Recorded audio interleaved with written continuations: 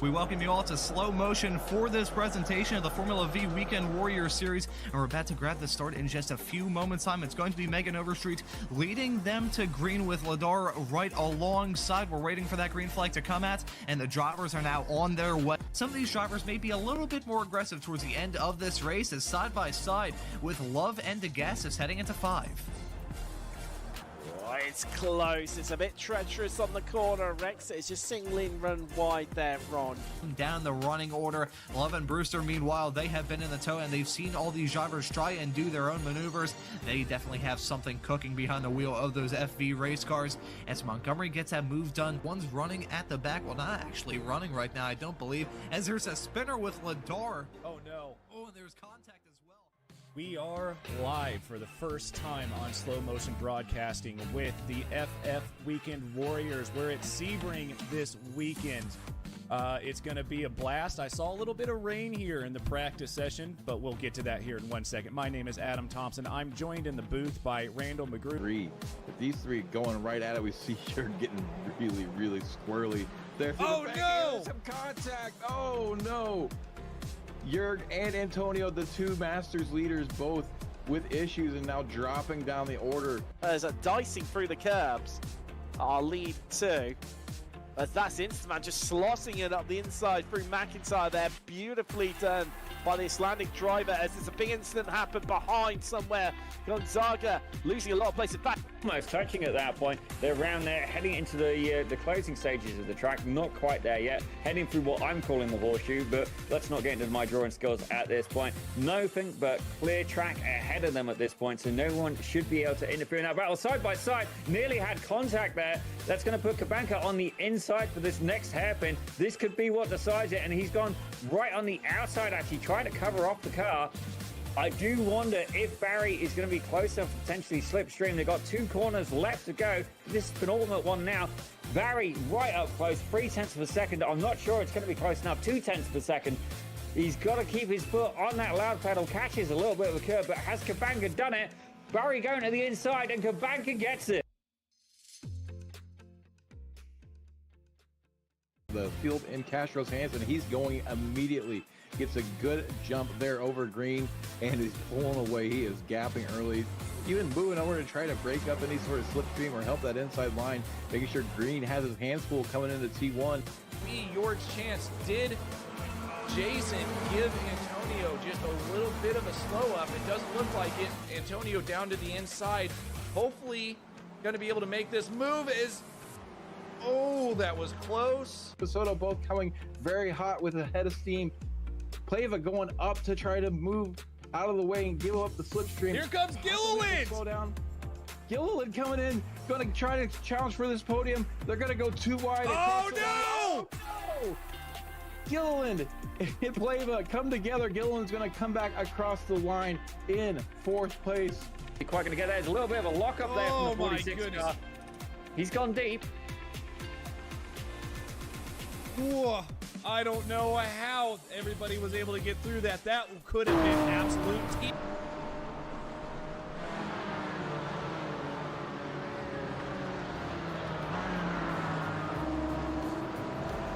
Well, hello and good evening, everybody. Welcome back to Slow Motion Broadcasting, and welcome back to the Ray Esports Club Racing League. This is round number 1 from group number 2, coming to you tonight from Sebring. My name is Ron Maunz, and alongside me working the comms and the cams is Joshua Wilkie. We're here tonight for Group 2, 70 minutes of GT4 action with pit stops and a lot of curveballs set to be thrown these drivers' ways to kick this season off. But on the bright side, we're kicking it off at a known quantity of a racetrack. Sebring is not only one of the most popular tracks on iRacing, but is also a brilliant drive as well. Josh, you can certainly join me in the club of having a lot of laps around here, so I think it'd be fair to say that you like this place too. Yeah, you would definitely be right in assuming that, Ron. Sebring is definitely one of my favorite tracks, along with many others, I think. I think somebody asked me once if I could drive a track, one track forever, which track it would be, and it was between Sebring and the Nürburgring. And the reason for that basically being that Sebring just has so much character. Every single lap is a little bit different from the next one. It's bumpy. It's very challenging. There's a bunch of challenging sections, brake sections, high-speed corners. It's got a little bit of everything, and then, of course, the famous sunset curve at the end that has just claimed so many people trying to make passes through there or take it a little too quick. So really interested to see how the drivers are going to handle these GT4 cars today, and a really beautiful field of cars, of course, as well, with all those manufacturers out there. So really looking forward to it, Ron. Oh yeah, it is going to be a hoot here from the opening round of group number 2 GT4 action. And as you just mentioned, whole lot of different sort of cars out there on the racetrack. You got Porsches, you got Aston Martins, you got some McLarens, got some BMWs and some Mercs out there as well.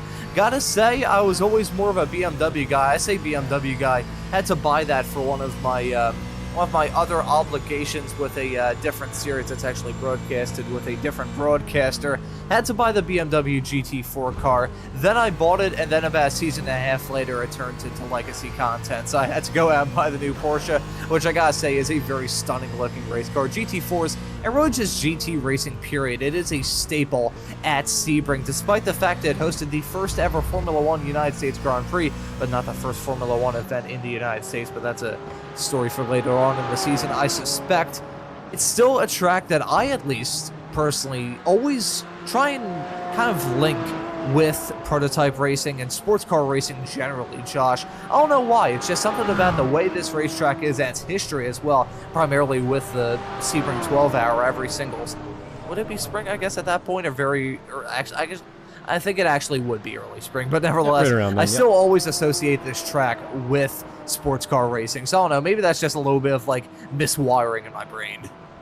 Yeah, I think you're right, Ron. I mean, a lot of the televised racing around here is going to be in sports cars. It's going to have some LMP, maybe some LMP2s and stuff like that in it. And they do so many endurance races and stuff around here that, yeah, that's definitely the what you're going to identify with it for sure. I think it just suits the cars as well, it being so bumpy. It's just a test of man versus machine, science versus man. The whole thing there is all working together. Sometimes weather too. Looks like we're probably going to be okay weather-wise today, but definitely looking forward to a really good race. Beating this track is part of it, so it should be an interesting one. And beating those bumps as well. I'll tell you what, the suspension, these race cars is certainly going to take a beating around this racetrack here today. Got an awesome schedule of races to look forward to, of course, kicking off tonight at Sebring. That's going to be about a month until we hit round number 2 for group number 2. That's going to be on December the 4th at Circuit of the Americas. Then another month-long break, always getting caught up with the holidays is the early part of this season, but nevertheless, after January 8th, the third round here for the GT4s at Watkins Glen. Gonna finish off the season with round 4 at Road Atlanta on January the 29th. Then we're going to be heading to Barber Motorsports Park for round 5 on February 19th. Mid-Ohio going to play host to the second to last round of the season on March the 12th, followed by the final race of the season coming to you at Road America on April the 2nd. So we got a fantastic slot of racetracks to keep our eyes out for between now and the end of the season. Gonna kick us off all here tonight at a wonderful ride in the world of motorsports. It's historic as well. The track, despite the fact the actual track layout that we have hasn't really been around for too long. It's mainly the hairpin, the run into turn number 7 that's been changed as of late. That access area, that runoff area on the outskirts of the corner used to be the only line that you could run through the hairpin. However, that was changed quite some years ago. But it is still a wonderful ride around this racetrack. Josh, I'm curious if you want to, as we're still in the midst of this practice session with a couple of minutes left to go, would you like to give us a rundown about this wonderful track? Yeah, sure, why not, Ron? This is a great track. I've always really liked driving it. Like I said earlier, it's just got so much character. It's still bumpy. There's so many places to pass, and it all starts with this big run here down into T1. Really high-speed corner. You want to get as close as you can to this wall here. You're really kind of flirting with it at times to get the best time you can, and then all the way out to the exit, flirting with that dirt and that curb. You can't actually take a bit of the curb, maybe even touch the dirt there, and you'd be okay, but lose a little bit of time. We get into a very important section here. It's nice very technical. You want to make sure that you get a very good run out of this corner for this big long straightaway here, which is going to be one of your first best passing opportunities here at Sebring. You're going to be drafting somebody down here for sure. We're going to see a lot of double wide, maybe even triple wide down through here as well, into a very tricky braking zone. In the sports car, pretty stable vehicles into that corner. You're not going to get too much wheel hop and stuff, but getting on the brakes properly and getting it loaded up properly to get on the gas early is the key to that corner for sure, and it can be difficult. You think you have it, and you just keep trying to hustle it, go deeper and deeper until, well, you're in the grass. We're coming up to this next one here. Another one that you just want to brush this inside, get on the the gas as early as you can. Try to hustle it through this section. Again, pretty stable on the sports cars through here. Not going to have too much problem with that rear end trying to step out on you. And then this corner here, one of my least favorite corners on the track for sure. I don't know why. I always mess that one up. I believe it's called Tower Bend. I always mess that one up. I'm not too sure why, but it is a hard one to execute into one of my next favorite parts of the course. Another very important section here to make sure that you get this right so that you can get a run out onto the back straight. Really nice little piff path left-right section through there, and then a very, very important right-hander here. You want to use all the exit, get on the power as early as you possibly can to get basically just this drag race down our longest straightaway on Sebring into the storied Sunset Bend. Not only will the sun blind you through this corner, but the bumps will also shake your fillings loose as well. A really difficult one to get just right. You want to get right in nice and close to this line, just like you did. Great line there, and then on the power as soon as you possibly can. Take her nice and wide for the front straight down into T1 again. And I think, we're going to be fighting cars out here and some really good drivers, but the track as well today, Ron. Yeah, I think these drivers have a massive fight on their hands, just trying to keep these cars going in a straight line. Sebring is always menacing in the way that it attacks these drivers. Usually you hear about the drivers attacking the track. No, at Sebring it's a complete opposite. Those bumps replying just an absolute assault on these drivers, both their vehicles and their hands. Usually here when it comes time for the Sebring 12-hour in real life, talking about the drivers' physicality, just to be able to keep driving these race cars, wheeling them around. I remember as an IndyCar fan back in the day, as a kid, tuning in for the duel in Detroit back when the IndyCar races in Detroit used to be held at Belle Isle, and they used to have 2 every single weekend. They would always talk about the blisters that would end up on the driver's hands at the end of just one race, and then having to turn it back around and do another one the day after. Sebring is one of those tracks that hit sports car drivers really hard in real life, and in the sim as well. It's pretty tough. Full transparency, folks, I'm wearing a wrist brace on my hand right now. Could be down to carpal tunnel, could be down to just a small little bit of a wrist tweak I had in the sim about a week ago. That really messed me up, and I'll tell you what, driving a Super Formula car, which I don't believe has any power steering, of course far different than the GT4s, but driving a Super Formula car around this racetrack, hitting those bumps and just having the wheel get yanked out of your hands all the time. These drivers have a fight on their hands, just trying to keep these things going in a straight line and be confident in the way that they're going to attack this race. We got the pit stop to worry about as well, which I think should be known for a very good reason. Usually in a series like the Weekend Warrior series, for instance, with the Formula Fords and Spec Racer Fords that we have every single Sunday here on SMB, with the GT4s, with this moving forward through the rest of the season, there's going to be fuel limits, which will enforce these drivers to come down pit lane, not only out of the rules, but out of a pure obligation as well. Not going to have that, though. We do not have a fuel limit, so these drivers will have to make at least one run down pit lane. However, I have a feeling it's going to be primarily a stop and go that these drivers try and implement more than anything else. They don't have any need to take fuel. However, they will have to come into the pits at some point during this race. So just throwing that strategy curveball at these drivers is going to be another talking point coming into this race. Yeah, absolutely. Pit stops are always going to throw, not only some strategy, but also some stress into the situation as well. I know personally, I'm taking on one of my first series here where I have to kind of take pit stops, other than some of the endurance stuff I've done. And it's actually kind of, chalked up to being some of the more scarier parts of the race when you have to come into the pit. There's just so much to lose in there and so much to gain. It's really, really easy to either overstep your bounds or understep them and just make a bit of a mistake. So always good when we have either a forced pit stop or one that you actually need to pit and get some strategy for some tires or fuel run. So it should be pretty interesting to see how that plays out today. Yeah, there's going to be a whole lot that we have to keep our eyes on throughout the 70 minutes of racing action that we have coming up for you tonight here on Slow Motion Broadcasting. In the midst of this qualifying session right now, the driver's slowly getting up to speed. And I think while we are in the midst of this very early stage of this qualifying session, we should probably talk about the fantastic partner that we have here with the Ray Esports Club Racing League, making these broadcasts possible here on Slow Motion Broadcasting, that being Sim Motion. Through 50, slowing crest, 40, 1 left. Caution to 2 right short to 5. Introducing the Sim Motion Rally Sequential Shifter. Our shifter is specifically designed for sim racing enthusiasts who want to enhance their experience in the rally world using a push-pull system. Compatible with wheelbases like the Sim Magic Alpha series, V&M Direct Drive, Fanatic, and Simucube, it can easily be installed in minutes. It also has the adjustability to suit any wheel or driver's needs. It's also plug and play with titles like Dirt Rally, iRacing, and WRC. Available now at sim-motion.com. SimMotion has teamed up with iRacing and V&M Simulation with an extreme prize package for Season 4.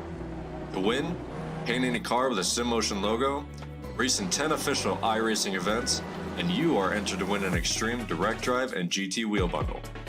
But that's not all. Compete in the Formula 1600 Fix Series, win your division, and you could score this set of pedals. Gear up and get racing. The rewards are waiting.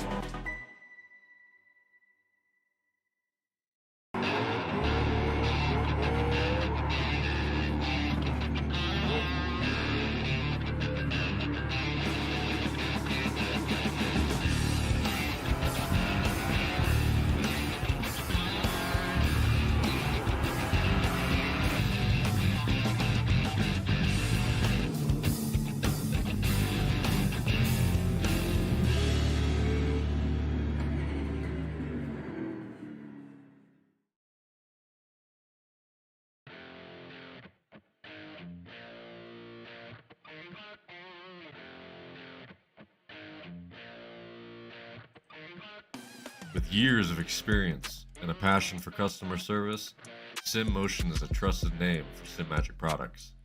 Whether you're just getting started or a seasoned pro, we have the gear to get you on the podium. At SimMotion, we don't just sell gear, we fuel your passion for sim racing.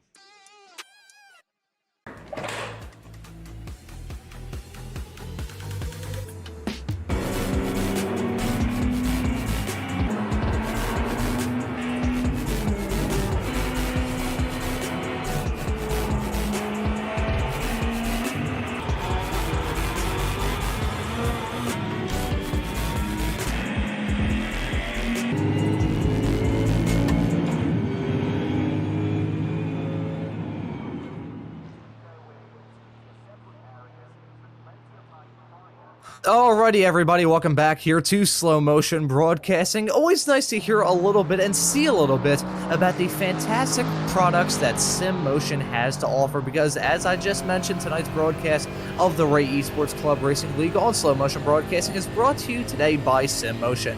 SimMotion is a store by sim racers for sim racers, carrying everything from button boxes to steering wheels and the best brands from the sim racing world, including SimMagic, Moza, Husingfeld, and many, many more. With decades of experience in the industry, SimMotion is a great choice for sim racers in both North America and Europe looking to upgrade their simulators. If you'd like to check out what SimMotion has to offer, go to us.sim-motion.com. That's us.sim-motion.com.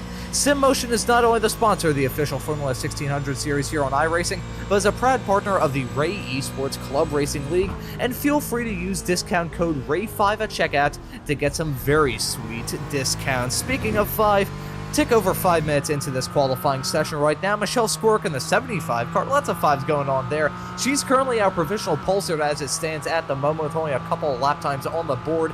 She's currently in front of Sneddon in second, Miles, Crab, and Ian Anderson going to be currently slotted in third and fourth at this very early stage of this qualifying session. Squirk setting a 2-minute 9.755, which is a very representative lap time, has a little bit of a margin over herself and the driver in P2. However, once these drivers get a bit more confident in their standing and the way they feel driving around this racetrack, I have a feeling those gaps are going to diminish. Yeah, absolutely. As we get kind of warmed up here and as we get a little more acclimated to the track, I would imagine we are going to get a little bit more time. And then I would actually assume that maybe during the race, we might even see our fastest time there just because of the drafting down that back straight if somebody can get a good one. So I'm definitely expecting a pretty good race up at the front here. Casey Knight, I believe, last race took a bunch of places there. I believe it was 17 or 18 places made up. Miles Crabbe, we know, is always fast. Jake Sneddon put an absolute clinic on in the rain in that hatchback last time. And we know Michelle Squirk's fast after the defense she put on there too. So I think we're going to have a pretty good race here, Ron. And yeah, the times are going to peel off here. I believe you're right. Yeah, here we go. A lot of these drivers setting just their second qualifying times. Looks like Michelle Squirk is going to improve on her time to a 2:09.6. So we'll see how that slots out for her. A 2:09.647 to be a bit more precise. So that's a pretty good lap time as it stands currently. These drivers, I should say, they're not actually on their second qualifying laps at this point. They're more so on their third, or at least starting their third as it stands at the moment. So these drivers are already getting a bit more experience on their hands, which could be the reason why that gap up towards the front is definitely diminishing. It's now about a half a second between Skurk and, oh boy, Skurk. That is a terrible pronunciation. I apologize, Michelle Squirk and Kyle Robertson, who now finds himself in second at the moment. About a half a second between those two, but right behind Robertson, it is an incredibly close fight between himself and Jake Sneddon. Those two cars covered by less than a tenth of a second for P2 and P3. Now well, I was going to say about halfway through this qualifying session. I'm going to use some other series here that I broadcast because I'm usually used to 15-minute long qualifying sessions, not ones that are only 10. So slowly approaching the end of this qualifying session. Not a whole lot of time left for these drivers to set in their qualifying times, but they're already getting a slight taster as to how things are going to be in this wild 70-minute race we have coming up. Yeah, absolutely. Getting out there, getting acclimated a little bit to the track and the conditions for today. We got Michelle Squirk there putting a 2:09.6 in, so she has definitely separated herself from the field a little bit here early in qualifying, or actually pretty late in qualifying at this stage. So see if anybody can answer that. That is a pretty smoking hot time, so we shall see how that goes. Looks like don't really have anybody setting any purple sectors right now except for maybe Michelle, so it looks like she possibly has that one on lock. Ron, we'll jump over to Miles here and see how he's doing his lap. Looks like we're just about to close this lap off, and I'm not seeing a pink sector yet, and 2 pink sectors from Square X, so looks like she's got the number today, Ron. Yeah, she is very fast in this qualifying session. I gotta say, in the practice session earlier on that we saw the tail end of, it was pretty good for her there as well. It's actually a little bit slower in the practice session to the qualifying session. However, the lap times were about as equal as what Miles Crabbe just said a couple of moments ago at a 2:09.9, so looked like Michelle's practice time just about the same as Miles Crabbe's qualifying time, so certainly seeming like Michelle has the upper gun as it stands at this point in this qualifying session. We'll just have to see how things are going to shake out for the rest of the race, but certainly feeling very confident. She's not out there on the racetrack anymore. She's already pulled into the pits, so must be very confident in the way that race car is driving. The Porsche at times can just seem absolutely stuck in both GT4 and GT3 racing for that matter. I feel like, I mean, just based off my experience with the Porsche 911 GT3 car, the Porsches tend to be a bit more sensitive in terms of setup changes and all that stuff, very much setup dependent. I'm curious as to whether or not that carries in the Porsche as well. Maybe towards the end of this broadcast, Josh, we'll have to ask some of the drivers that are running in the Porsche how exactly the setup may affect their chances at running well in this race. Yeah, that's a great point, actually, Ron. It's going to be interesting to see kind of the difference between some of the manufacturers here, as well as our new, kind of newest GT4, I believe, to the class, which is the Aston Martin. There's only 2 of them out there, but we'll see how they do today. And yeah, it is going to be interesting. The Porsche's a bit lighter, maybe doesn't handle the bumps quite as good, but we're about to find out, Ron. That we certainly will. You can see the drivers lining up on the starting grid, about to get things up and rolling for what is going to be a very intriguing opening race to this season. Already had a fantastic season debut for group number 1 with the Mazdas and the TCRs at Road Atlanta just 1 week ago here on SMB. Hopefully going to continue that here with the GT4s. Michelle Squirk going to be starting this race from the pole position, the number 75 car, setting a 2:09.647 2:04.7 lap time. That is going to grab the pole over Miles Crab about 0.3 of a second behind. In second, Kyle Robertson going to be starting this race in third in the 215 car. Next to Jake Sneddon, who's going to be starting this race from the 4th position. Ian Anderson going to be starting in 5th. Casey Knight going to be starting this race in 6th in the 210 car. Starting this race in 7th is going to be Dylan Vos, or Vaz. I apologize for the very likely butchered name pronunciation there of the driver who's going to be starting this race in 11th in the number 19 car. Murphy Nichols going to join him on that 4th row. And then rounding out our top 10 is going to be Jacob Schilling, and starting alongside is actually Jamison Huffman, a certainly not a newcomer to this series. He has been in the Ray Esports world many moons. He's won some championships in the past, so making his series debut here, making a season debut, my apologies, here at the first race for these Group 2 competitors, starting this race in 10th. Corey Heffron going to be in 11th. Will Pierre going to be starting alongside in 12th.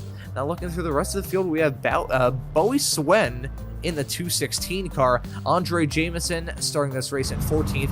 Josh Justice starting this race in P15. Nolan Bromer starting this race in 16th. Tyler Heron in 17th. Seth Spolman in P18. Wayne Buttermore 19th. Joshua Soto in 20th. Andrew Wilsoncroft in 21st. Brad Cathcart, a Weekend Warriors staple, running in, well, the Aussie driver running in this race. I gotta look through to see exactly what time it is for him, but that is like just A late one. absolutely like way early in the morning. So credit where credit's due to Brad, going to be a part of this race. Joaquin Effinger going to be starting this race in 23rd, rounding out our grid. And I think I'm going to have to hit the books, Josh, to try and figure out what time it is for Brad Cathcart at this point. Yeah, Brad is a consummate racer. He is out there, all of the Weekend Warrior stuff. I've diced it up with him. He's a great driver, always very respectful, and clearly diehard racer to come out so late here in Australia. You'll have to get us a time check on that one for sure, because that is some pretty heroic stuff for him to be up so late racing GT4s around Sebring for an hour right now. So that's pretty great, man. Oh boy, I should probably be a little bit quicker with using my phone next time around. I'm still trying to get to the bottom of this, trying to figure out what time it is for Brad Cathcart. I'll tell you what, Josh, you have experience racing against Brad Cathcart in some of the Weekend Warrior series that we cover here on SMB. You want to talk about the kind of competitor Brad is? Yeah, absolutely. So we got a few of them in here actually that I race on a regular basis, which is, you know, the beauty really of this league is that a lot of these guys have raced each other before, or they're going to race each other again here in a few different kinds of cars too during this club racing thing as well. But yeah, Brad races really good, always races clean. I've had a bunch of battles with him over the years. He's beat me a couple times, I've beat him a couple times. Wayne Buttermore as well, another staple of the Weekend Warriors, who's always out there turning laps and racing. Joaquin Effinger as well, another guy that I've raced. Josh Soto, very fast driver. Surprised to see him actually kind of down the list as far, but you know, maybe somebody who can drive an FF car isn't quite so good at a GT4 quite yet, but we should see him move forward, I think. Same thing with Joshua Justice. We know he's quick. He's out there every week racing all different kinds of disciplines and does SRFs in real life, so we know he's a quick driver as well.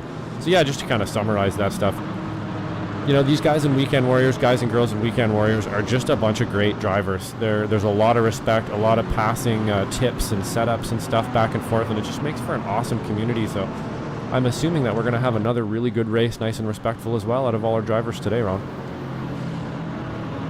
Yeah, that's one thing with the Ray Esports community. A lot of these drivers, despite the fact that the competition runs really strong out there on the racetrack, these drivers race against each other so respectfully and cleanly and put on some brilliant racing in the process. And just wrapping a bow around that storyline, it is currently anywhere between about 12:55 in the afternoon, actually 11.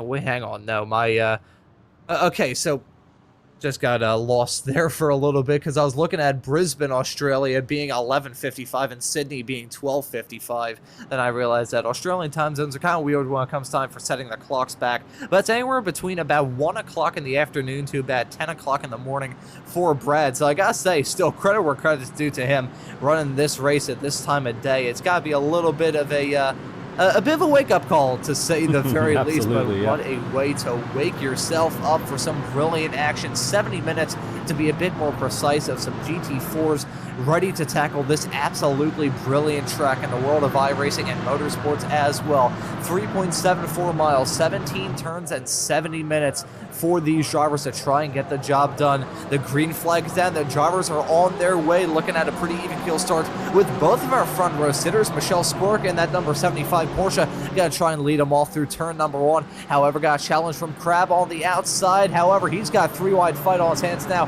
between himself, Kyle Robertson, and Jake Sneddon. Looks like those drivers are going to try and single file out with a spinner farther in the back. That's one of the Aston Martins going for a spin. Not sure who that is.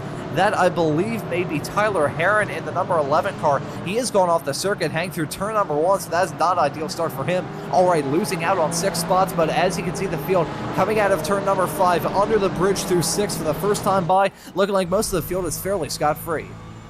Yeah, it looks like we only lost 1 driver through that hard section there, which is actually pretty good, to be honest. It's not easy to get a bunch of race cars through there. Always a shame when we lose someone, but hopefully he can rejoin near the back there. Doesn't look like he... Oh, it looks like we have... Oh, was that Casey Knight, I believe, who just spun in front of Murphy Nichols there, unfortunately. Looked like maybe it was all by herself, Ron. We're going to have to... Or all by himself, Ron. We'll have to go check that out shortly. Yeah, Casey Knight, gotta feel bad for her. She has had an awful amount of bad luck thus far. There's some dents on those race cars, mainly from the falling anvil striking her, and looks like another falling anvil going to hit her early on into this race. But I'll tell you what, of all the times to make a mistake, it's very good to do it on lap 1 of a Endurance GT4 race. You can see some sliding a little bit farther in the back. That may have been Jacob Schilling, possibly. I saw one of the cars mega sideways coming out of the corner. Actually, may have been one of the Porsches, possibly Will Pierre, but nevertheless, a mega sideways snap coming out of Tower Bend.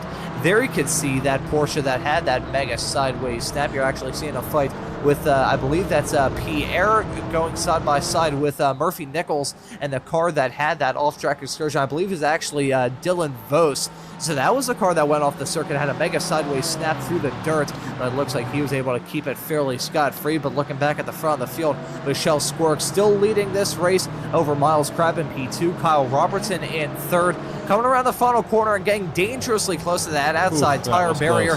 That I feel like is going to bite some driver at some point during this race.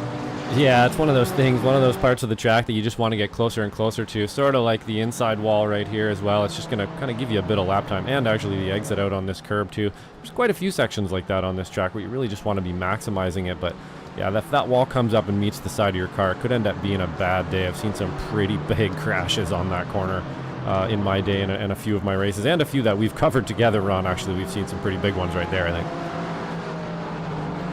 Oh yeah, we have seen some very odd moments. I'll tell you what, one of the oddest moments I've ever seen in a race like this came in one of my first Ray Esports broadcasts at Sebring a couple of seasons ago with a Spec Racer Ford car levitating. So some drivers certainly feeling very floaty, some drivers feeling very floaty at the moment, very happy in their chances at doing well in this race. Saw some near side-by-side fighting involving Robertson and Sneddon not terribly long ago, seeing a fight going on now with Andre Jameson in the number 18 McLaren going side-by-side and battling hard with Josh Justice in the number 99 Porsche. So that was some close stuff heading down into the hairpin at turn number 7. That is going to be a prime overtaking opportunity that these drivers try and use all throughout this race. And around a racetrack like this as well, there's not a terrible amount of overtaking opportunities. It's a fast-flowing track, old school in nature, so you don't have too many hard braking opportunities to try and get a move done down the inside or maybe even around the outside of some of your competitors. So I think it's really turn 7 and this corner that we're seeing the leaders head into turn number 15. It's a good overtaking opportunity, but you have to be side by side first, and Joshua Soto looking to try and get a move done. That was a nice clean maneuver from the 07 McLaren, my apologies, of Soto, getting the move done on Swen heading into turn number 15. So look like Soto is a very fast driver that we need to keep our eyes on. Already up 9 spots as we have Andre Jameson spinning off the track, going on to the Ulman straightaway.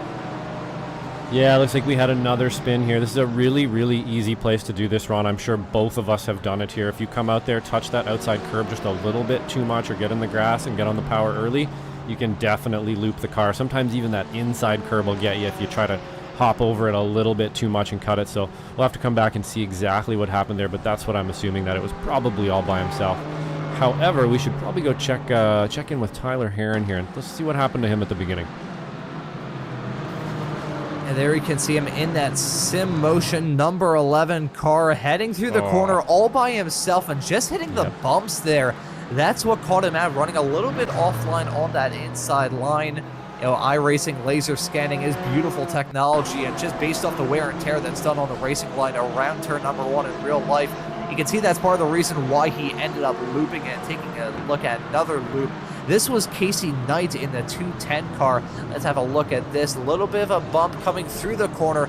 Carries a lot of speed, and what really finished her off there was a little bit of a bump, a small tap, if you would, from Murphy Nichols in the 5 car. So that was the 2 cars that made contact. I'm curious as to whether or not the spin from Casey Knight was caused by her getting a low tap from Murphy Nichols, or whether she just lost it all by her lonesome. Either way, though, very tough, and a very tough pill to swallow, especially on lap 1. Yeah, that was unfortunate. It looks like, just a little bump, maybe, a couple kilometers 2 hour, maybe, or an hour too quick for the corner, kind of tripped over the brake pedal a little, or the gas pedal, and that was about it. Had a little bit of help, but you're right, Ron, it's kind of hard to say. And there's the other little spin again, just like we predicted, kind of all on their own. Real easy spot to do it. So a couple kind of easy spins here early in it. Nobody really took too much damage, so hopefully they can get back into the race, Ron. Yeah, it looks like they're all out there on the racetrack as it stands at the moment. Andre Jameson, who we're following currently, is the last place car out there on the racetrack. However, he may have some company, as Jameson Huffman has had an off-track moment in the number 89 McLaren, and he's had to tow back to pit lane. So a major incident involving Huffman in the number 89 car, a winner of the Ray Esports runoffs a couple of seasons ago. He is a very fast driver. However, it looks like he is not going to have a good night of racing action. He may entirely be out of the session as well. So Huffman running into some very big difficulties, and yes, he has left the session. Speaking of leaving something, that's Wayne Buttermore leaving the racetrack in the side-by-side fight with himself and Andre Jameson. Looks like Andre going to get that move done as they head through Le Mans onto that Almond straightaway, the back straightaway on this track. But Huffman having a moment. Let's take a look at it, Josh. Yeah, let's see what happened here. You're right, Ron. It does look like he might be done for the night here, so it may have been a big one. And there's that inside curb again. Hopefully he did not get struck by another car here. We look good. Yeah, it looks like he did a good job getting out of the way, just like the rest of the drivers here. So lots of respect there as well. Maybe he just decided to park it for the night. When you lose that much time, he might just be discouraged and decided to park it. That's unfortunate. I'm curious as to whether or not he got some very odd iRacing damage from that. Looking at this fight with Nichols and Soto, looks like they're going to be line of stern heading through the hairpin at turn number 7. I'm curious as to whether or not he picked up a very weird amount of damage, because I saw that car jolt running over the 3D curbs around this racetrack. The 3D curbs have occasionally caused some anguish for some drivers. Josh, I think you could speak about this because you're the producer of that show that we were both a part of. But there's this series, I won't say what series it was, running Formula 4 cars around this racetrack. And a driver who was in contention for the championship that season had a pretty rough race. Their car already had a little bit of damage, and heading through turn number 14 that we're about to see Soto and Nichols come up to, hit that curb on the inside and just got sent into a weird shimmy-shammy sort of flip thing, heading down into turn number 15, and ended up skidding on their roll hoop before they finally came to rest against the barrier. So I'm curious as to whether or not the 3D curbs around this racetrack may have caused that little jolt that we saw from Jameson Huffman's car as he was sliding sideways on that curb on the outskirts of turn 16. And I'm curious if that made him pick up a little bit of damage. Take a look at this. You can see, yeah, it kind of looks like the front end of the car was kind of grabbed around with like the hand of Zeus or something like that. It slowly twisted his car around a little bit. I'm not sure if you saw that as well, Josh. Yeah, I think that's definitely a good theory, Ron. And we both have experienced the 3D curves. I've actually experienced them in sim as well, where you hit something, it basically feels like a landmine. Looks like Josh Soto coming up the inside of T1 here on Murphy Nichols, was it? Yeah, Murphy Nichols, great pass up the inside there for Josh Soto, just out of shot. And we also have Will Pierre as well, side by side here with Murphy Nichols. Actually, I believe that was Schilling and Soto who are going door to door here. Oh yeah, you can see it's actually Nichols and Soto battling hard at this point. Joshua Soto putting together a masterful drive at the moment in that 07 McLaren. He's made up 11 spots thus far. Is he going to try and make it 12 on Nichols? They're going to be side by side, hang under the bridge, down into the hairpin of turn number 7. Nichols on that inside line. He's got to carry a whole lot of speed into the corner. Josh Soto in that sneaky McLaren, going to try and find any sort of way to get around him, and you can see a little bit of blocking between these two. Heading through Fangio now. There's turn number 9, the very quick corner, but look at Nichols losing out on the time. Look at Soto trying to get a 2-for-1 deal around the outside through into turn number 10 of Cunningham. Looking at that from Soto, going to wheel it on the inside through Collier Bend of turn number 11, and Joshua Soto pulling off a masterful drive to get one move done, but he's still trying to fight hard with Will Pierre for that second position. You can see him side by side coming out of Tower Bend of turn 13. This is a drag race between these two now. It looks like Soto in that slippery McLaren is going to slip his way past. Soto gave it his everything, and he's able to get that move done. Looking at a crash involving the two Porsches, though. Murphy Nichols in that 5 car tried to go for the move heading into turn number 15, but just a bit too opportunistic, and a bad rejoin there. Gonna take out, I believe that may have been Spolman, possibly. Not sure who that was, but Nichols with a really bad rejoin. Oh, boy. Oh, boy is right. You know, I was going to say earlier there, it looked like Soto just put on an amazing masterclass of car placement to get himself up front here, and everything was looking good. Looks like Murphy Nichols, a little bit of a panic to try to get back in with Soto here, and he just, you know, it was a bit of an opportunistic move there up the inside of Will. I think he really just wanted to clear him, and then just a terrible rejoin, unfortunately, and took another driver out. So you never want to see that, Ron. Yeah, that was possibly one of the worst rejoins I've seen in my entire iRacing broadcasting career. That I got to feel bad for Andrew Rosencroft. Yeah, here's his perspective on all that. No room to go. You gotta feel bad for Wozy. He was putting together a pretty quiet day of racing action. Was I believe running either towards the tail end of the top 10, if not very close to it. However, Rosencroft, just a complete innocent bystander with that collision coming out of turn 15. That's a section where that sort of stuff tends to happen. Side-by-side action, going for a move into that corner. Despite the fact that I said it's a good overtaking opportunity if a driver is feeling particularly bold, you have to know the risk of a move like that. We kind of saw that a couple of moments ago from Nichols trying to get that move done to slip it back in front of Pierre. And it just misjudged it a little bit, and as a result of that, Rosencroft getting taken out in that collision as well. Looks like Nichols is completely out of the session, so that's going to be his night done. Gonna take a look at another angle of this fight, though. Gotta say, that incident taking the luster off of this fantastic battle with Soto. Gotta say, that McLaren, he's just able to wheel that thing so well. That 07 car is mightily quick. Yeah, absolutely. The McLarens do look very strong from some of the races we've even done together in the last little while. Very, very easily drivable car. I think it's, you know, it really does kind of perform for you and go where you want to put it. So a really, really good masterclass here in car placement and just kind of keeping that position all the way around, sort of using the sim motion there of Will as a pick for the other car, which just clearly infuriated Nichols there, and he made a bit of a rash move here up into the inside. Easy to do, of course. We've all done it. We all get a little hot sometimes under the collar and do a little dive there, you can see, and it just didn't work out for him. So unfortunate, Ron. But some really great moves just before that. Oh yeah, these drivers were racing as hard as they could for a while. But with how hard they were battling, something was going to break eventually. Unfortunately, it was the outbraking car of Murphy Nichols that caused that incident. I really don't even think he wanted to go for that move. I saw him get mega sideways heading into the corner, and I feel like he just had no other option but to go for the move. Otherwise, there's probably going to be some even more severe contact as a result of that. But either way, take some good race cars out of this race, but we still got a whole lot of competitors dicing as hard as they can. This is Joshua Justice in the number 99 car. He's running in the 14th position as it stands currently, right behind Casey Knight.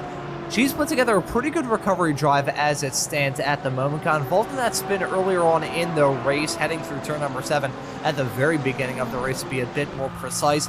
But ever since then, she's put together a fairly solid drive, running in the 13th position as it stands at the moment. However, I gotta say, it is quite a big trek to catch up to the car that's currently running in the 12th position of Nolan Bromer. About 5 seconds between those two Porsches, so as much as it has been a very good recovery drive for the driver of the 210, gonna have to cut off a 0 from her car number and 5 seconds out there on the racetrack. if she wants to catch up and move into the 12th position, as we saw Justice mega outbreak himself heading down into turn 10. Yeah, that was a bit of an outbreaking there for sure. A little loss of control. You know, something I was going to say earlier about passing around here. You made a comment earlier there about passing, and really not a whole lot of passing opportunities around here. That said, there is a lot of opportunities to make mistakes around here, and it happens often. And that's how you're going to pass people around here. You want to put a little bit of pressure on. They're going to miss a break zone. They're going to clip a curb, maybe even through here on the inside a bit and compromise an exit. And that's how you're going to get them around here. Sebring definitely is a game of errors, and the person who makes the least amount of errors and has clean laps around here is going to do really well. I think the clean air is going to play a huge role in this race, because as much as this racetrack is one where straight line speed can be very important, you also have that series of medium to high speed corners where you want to rely on having as much aerodynamic grip as you possibly can. These GT4 cars, they're not a Formula 1 car, mind you, however, they are still very aero sensitive. That's one good thing, though, about sports car racing compared to some open-wheel racing. I mean, it's fresh coming from me because I absolutely adore open-wheel racing, but sports car racing, these drivers can get a bit more risky, a bit more hairy, and go for some moves that you just wouldn't see in other forms of motorsports in the sim world. It's absolutely no different. That's part of the reason why drivers have already broken out their elbows, and that could be the reason why we see some more drivers break out their elbows, despite the fact that we're just over 16 minutes in to this 70-minute long race, riding on board with Corey Heffron in the number 52 car. He's got a fight on his hands, currently behind the Mercedes of Swen, and right in front of that Mercedes, it's actually I nearly said BMW. It's the BMW that we're riding on board with of Corey Heffron, who is 2 cars behind the McLaren of Jacob Schilling. He's running in the 9th position as it stands at the moment. Gotta say, the field, it's both very close and spread out. Up towards the front 3 are covered by 0.6 of a second. However, once you get back behind Robertson in 5th, you have to go 10 seconds back to see Vos in 6th. So I think the field both pretty close at this point and also pretty far apart as well. Yeah, it's kind of typical of around here in the GT4s and stuff too. You're going to spread out a little bit as well, maybe a little bit less of a draft and so on. It looks like we got a bit of a skill gap in some parts of our field today and stuff as well. But we do have a few packs out there racing still, and I expect them actually to probably tighten up and get a little bit more racy. Also, I believe we have a pit stop coming up too, and that could really, really shake things up around here, like we were saying on the run-up. Pit stops seem kind of benign and kind of easy, you know, you just kind of go in slow and it's not a big deal, and you take your gas and then you drive out. But realistically, there's a lot of mistakes to be made in there. There's a lot of time to be gained or lost in there as well, and we still have one of those coming up here too, Ron. So hopefully that'll kind of bring some of the people back into the fight here. But even nonetheless, we do have a few pretty good packs racing out here. Yeah, I bring up a very good point in reference to those pit stops. That is going to throw a huge wrench in the works for these drivers. But that's the thing about this series. That's the thing with these GT4 races I feel like the both of us are going to come to love, is the fact that you have this strategy content that you see in the Weekend Warrior series broadcasted every single Sunday here on SMB, but having races with strategy content and some pretty hard racing as well. It's just such an appealing product, just from my perspective in the commentary booth. I may be a little bit biased, and of course, if you do like the racing action, remember to hit that subscribe button and the notification bell, and also hit the like on this broadcast tonight so you never miss any of the racing action. But just from my perspective, I always enjoy this sort of stuff where you got these drivers who are willing to get dicey, they're willing to battle hard, but at the same time, they also have to think of that pitch strategy.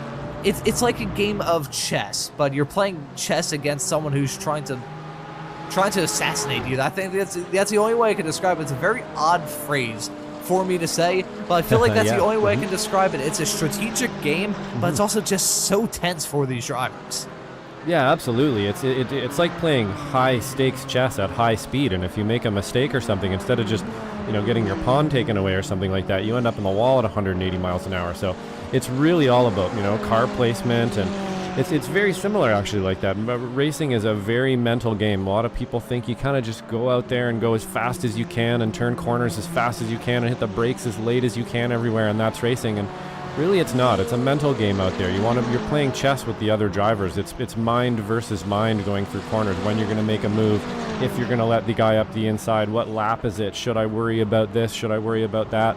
So many things to think about out there. So it is really a good mental game, Ron, and I do like that analogy. Oh, and you could see it's a physical game out there on the racetrack as well. Spolman getting mega loose on the curb, heading into turn number 16. Saw that McLaren hopping up and down like it was going out of style, like a diesel-powered pogo stick. Some very odd phrases coming out today on this broadcast. There's a story about a diesel-powered pogo stick. I'll share that a little bit later on. Meanwhile, got a fight with Soto, and Soto going to get the move done comfortably heading into turn number 3. Well done from Joshua Soto. Still making up some time, running in the 6th position as it stands at the moment of 14 spots where he started in this race. Another driver making up a whole lot of spots is Brad Cathcart, running in 15th, already up 7 spots. So the early morning GT4 wake-up call seeming to be a good one for him, running in the 15th position as it stands currently, capitalizing on a little bit of drama at the beginning of the race, but still a very good start for the Australian as well. Yeah, absolutely. I was going to say, I thought it was a little earlier than that, only 10 or 11. I have to get up at around 8:30 in the morning now to run my FF races with the Weekend Warriors.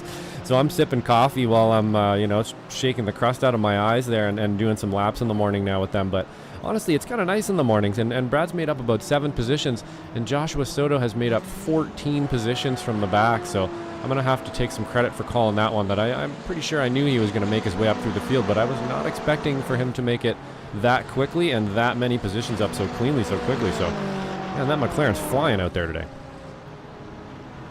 Yeah, those McLarens are pretty quick. Soto is quick. It's just, I don't know what it is about that McLaren. The few that we have in this field are some of the hard chargers we've had thus far in this race. The only McLarens that have lost out on positions are Jameson Huffman, who's currently classed in 23rd, left the session earlier on after that incident hang through the final few corners off onto the Ullman straightaway. He's out of the session. The only McLaren that's out there on the racetrack currently who has lost out on some spots is Jacob Schilling, and part of the main reason why that's happened over the past few moments is because of that fight involving himself, Corey Heffron, and Bowie Schwen. But looking at the fight between Heffron and Schwen, heading down the back straightaway off into Sunset Bend, looks like the BMW of Heffron is going to get that move done as it stands at the moment. But look at the 216 Mercedes wheeling it on the inside, dealing with those bumps as best as possible through that final corner. It's such a hard corner to get right as well. A small little mistake can end in absolute heartbreak and disaster. Schwen trying to get down the inside, heading into turn number 1. Heffron on the outside of the BMW, got to try and wheel that thing. Look at Schilling and also Bromer involved in that fight as well. This is definitely turning into a 4-car fight in the next couple of moments if these drivers continue to battle. But a driver who's a little bit farther up the road, now farther down the road, is Casey Knight, who after that spin earlier on in the race in that 210 Porsche, she's now made the call to come into the pits. Yeah, it looks like we've come in the pit here for, I'm not sure if, that must be the fuel stop. So she's decided to pit a little bit early here. Maybe she's seeing some strategy. She wants to get out there and find some clear air or something like that and see if she can't make up some more time, because we know she's fast for sure. We were just, I believe we were on Corey Heffron here. He's actually made up 3 positions, and I believe or 2 positions in the last 2 or 3 laps here as well. So he's on a bit of a charge to the front as well. And it looks like Bowie Schwen and Schilling here kind of battling back and forth is bringing Bromer into the picture here as well. So certainly we got lots of strategy going on out there. We'll have to keep an eye on Casey here. Let's see if we can't find how long she's in the pit for. And then we can kind of gauge it off everybody else later on too and see what kind of pit times we'll be putting in today and if they're any different. Yeah, so according to our live timing screens, time spent down pit lane there, you can see 13.3 seconds stopped in the box for Casey Knight. Overall, in terms of time down pit lane there, you can see it at 44.6 seconds. Wayne Bartemore, I gotta say, that car must be absolutely flying. Forget a pit lane speed limiter. I think he kicked on the Hyperjets heading down pit lane. 0.0, actually no, it'd be 0.2 of a second. 0.2.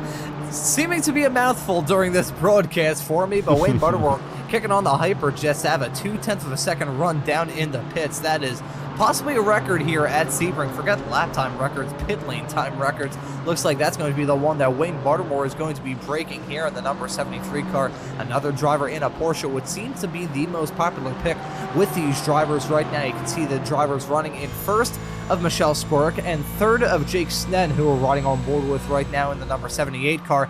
These drivers seeming to like the Porsche, because looking through, you've got not one, not two, not three, not four, not five, not six, not seven, not eight, not nine, but 10 Porsches in this 23 car field.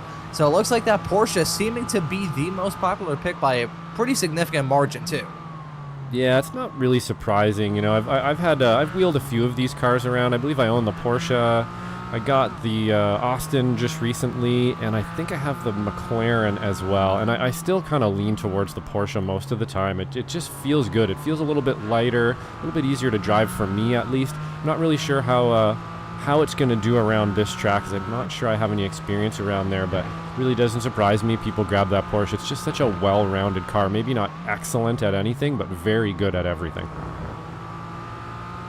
Usually you hear the phrase, I guess it would be jack of all trades, master of none is the best way you can describe that Porsche. But the thing is as well, with multi-class sports car racing, I see it a lot in GT3s, and you see it in GT4s as well, just having a car that it may not be the greatest in the drive, for instance. It may not be the greatest in the rain. But if it just has a good, strong set of skills, you'll be in for a world of success.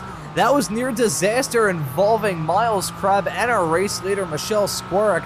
That was near disaster between the two of them. I think it was a matter of, I can't even say feet, it was probably a matter of inches separating those cars. That was just a pure heartbreak it could have been for the drivers at the front. Crab carrying a whole lot of speed all through Sunset Bend, and that nearly cost them not only an incident, but also nearly cost them the spot to Jake Sneddon right behind in third, because it looked like those two drivers were very briefly going to be side by side coming out of the final corner onto the start-finish straightaway, dealing with some lap traffic in the early stages as well. I believe it's Heron that they have now just lapped, currently running in the 21st position in that Aston Martin. Looking at these drivers battling up towards the front, Squirk still in command of this race. I think the fight, though, is definitely on between Crab and Sneddon. Yeah, absolutely here. So we're definitely going to have a battle for the end of the race here for sure. We're just getting actually a pretty interesting comment from our chat here as well, saying one thing that's excellent about here around Sebring for fuel consumption is that other cars consume around 1 gallon per lap, but the Porsche only does about 0.8. So that's a pretty interesting little piece of information there. Not really sure how that's going to play out. You will have a car perhaps that's a little bit lighter, maybe, because it's using so much gas, but then another one, yeah, we're really going to have to see how that plays out, but an interesting piece of information there that the Porsche is actually pretty good on gas. I gotta say, that information coming of Kerry Anderson, who is part of the number 78 SimMotion Impact Blue team. That's currently being driven by Jake Sneddon. So we may see a driver swap between those two in this series. Driver swaps are not compulsory. These drivers do not have to do it. They can run the 70-minute race all by their lonesome. However, if they do want to have a co-driver, they are more than welcome to have a co-driver, and we may see that pop up with the number 78 car currently running in the third spot as it stands at the moment. Jake Sneddon running in third. However, I think he has a very good shot of making it second in the next few moments. You can see that gap closing with those front three. Squirk still being the one punching the hole in the air. Gotta wonder, even though that Porsche has some pretty good fuel mileage, I'm curious as to whether or not being at the front of this field is actually going to hurt at Michelle Squirk more than any of the other drivers all throughout this field. That Porsche, it may not be the smallest car, it may not be the most agile car, but it looks like it's punching the least amount of, punching the smallest hole in the air. That could be the reason why the Porsche is a very popular pick for these drivers in this race. Quickly approaching the half-hour mark into this 70-minute long race. We've already seen many things that are compelling, Josh. We've seen some drivers go for some ill-advised moves at times, some other ones which were very clever. We've also seen some drivers come into the pits already, dealing with some difficulties in the early stages of this race. It's been an intriguing first near half hour, but I have a feeling the final 40 minutes are going to be what really counts. Yeah, absolutely, Ron. You nailed it right there for sure. We had a few people some sort of easy little mistakes there in the beginning. Fortunately, didn't really take any damage, though they're still in the race. We haven't really lost anybody today, I don't think. Maybe one driver. Oh, no, I think it looks like we maybe lost 2 drivers here so far, but it hasn't been too bad as far as attrition goes, and everybody's still out there racing, so it's looking pretty good. But definitely a few incidents in the front. Looks like we're all settled in now. We've sort of found our packs, and as you said, I think we're going to have a pretty good fight in a few different sections of the track here come pit time. But only time will tell to see how quick those pit stops are, if anybody makes a mistake or gets out early, and what kind of strategy we have in store. And I'm curious, Josh, you could possibly pull up the track map graphic that we have here at SMB to get a good idea as to how it's looking out there on the racetrack currently. You can see some small little groups and some small little cliques forming. Very much reminds me of my middle school days, which usually would give me very bad flashbacks, but here in this, I'm just focusing on the racing before I start to have any sort of break here talking about my middle school years, which thankfully have been lost to the pages of history. But you can see some spaces available all throughout this field. And when it comes to a driver like Michelle Squirk, like Jake Sneddon, who's now in second, and Miles Crabb, who's just dropped down to third, you want to look for those areas where you can just come out of the pits, not have to worry about dirty air. You may not like the fact you don't have a draft, however, you got that clean air. That's going to help out your tires a whole lot. These drivers going to be coming in for some stop and goes more than anything else, so that's going to be a big factor in this race. But looking at a big fight that we have in this race, Squirk and Sneddon side by side heading down into turn number 1. Sneddon currently has the fastest lap of the race at 2:09.9 compared to our pole sitter of Squirk at a 2:10.3. So I'm curious as to whether or not Michelle Squirk is just taking it easy at the early stages of this race, trying to get to that first pit stop and then just kick on the hyperjets towards the end. Looks like she's taking it easy, but certainly feeling a whole lot of pressure from Sneddon. Yeah, it looks like, at least for the moment here, strategy has kind of been thrown out the window. Miles has actually dropped at least one position here in the last lap or so, and Squirk is under some pretty serious pressure from Sneddon here now as well. It does not look like he is waiting around at the moment here as well to get that pass done, so we should see, I'm thinking in the next couple laps here, we're either going to have somebody kind of dip into the pit and then be the first to kind of blink here and maybe throw another wrench into the gears, or perhaps we have a lap or two left before we're going to see a pit. What do you think, Ron? I think we're probably going to see one here pretty quick. I believe we already have a driver in pit lane, that being Heffron, but outside of that, I feel like, considering it's the opening race of this season, I have a feeling that these drivers may just be like, okay, halfway through, may as well come in with that pit stop. As I mentioned at the early stages of this broadcast, and I will mention it again because it was mentioned quite some time ago, usually in a situation like this, these drivers would have a limited amount of capacity in their fuel tanks. That's not the case here for the opening round of the season. They have full capacity. They will have limited capacity for the other races, the final 6 that we have for Group 2 this season. But here for the opening race, that is not the case. These drivers do not need to come into the pits for fuel. However, they do have to come into it for the rules' sake. So they have to come into the pits at some point. They may just do a stop and go, though. Just stop in the pits, be like, hey, came down pit lane, and then just gun it and try and get away with all of that.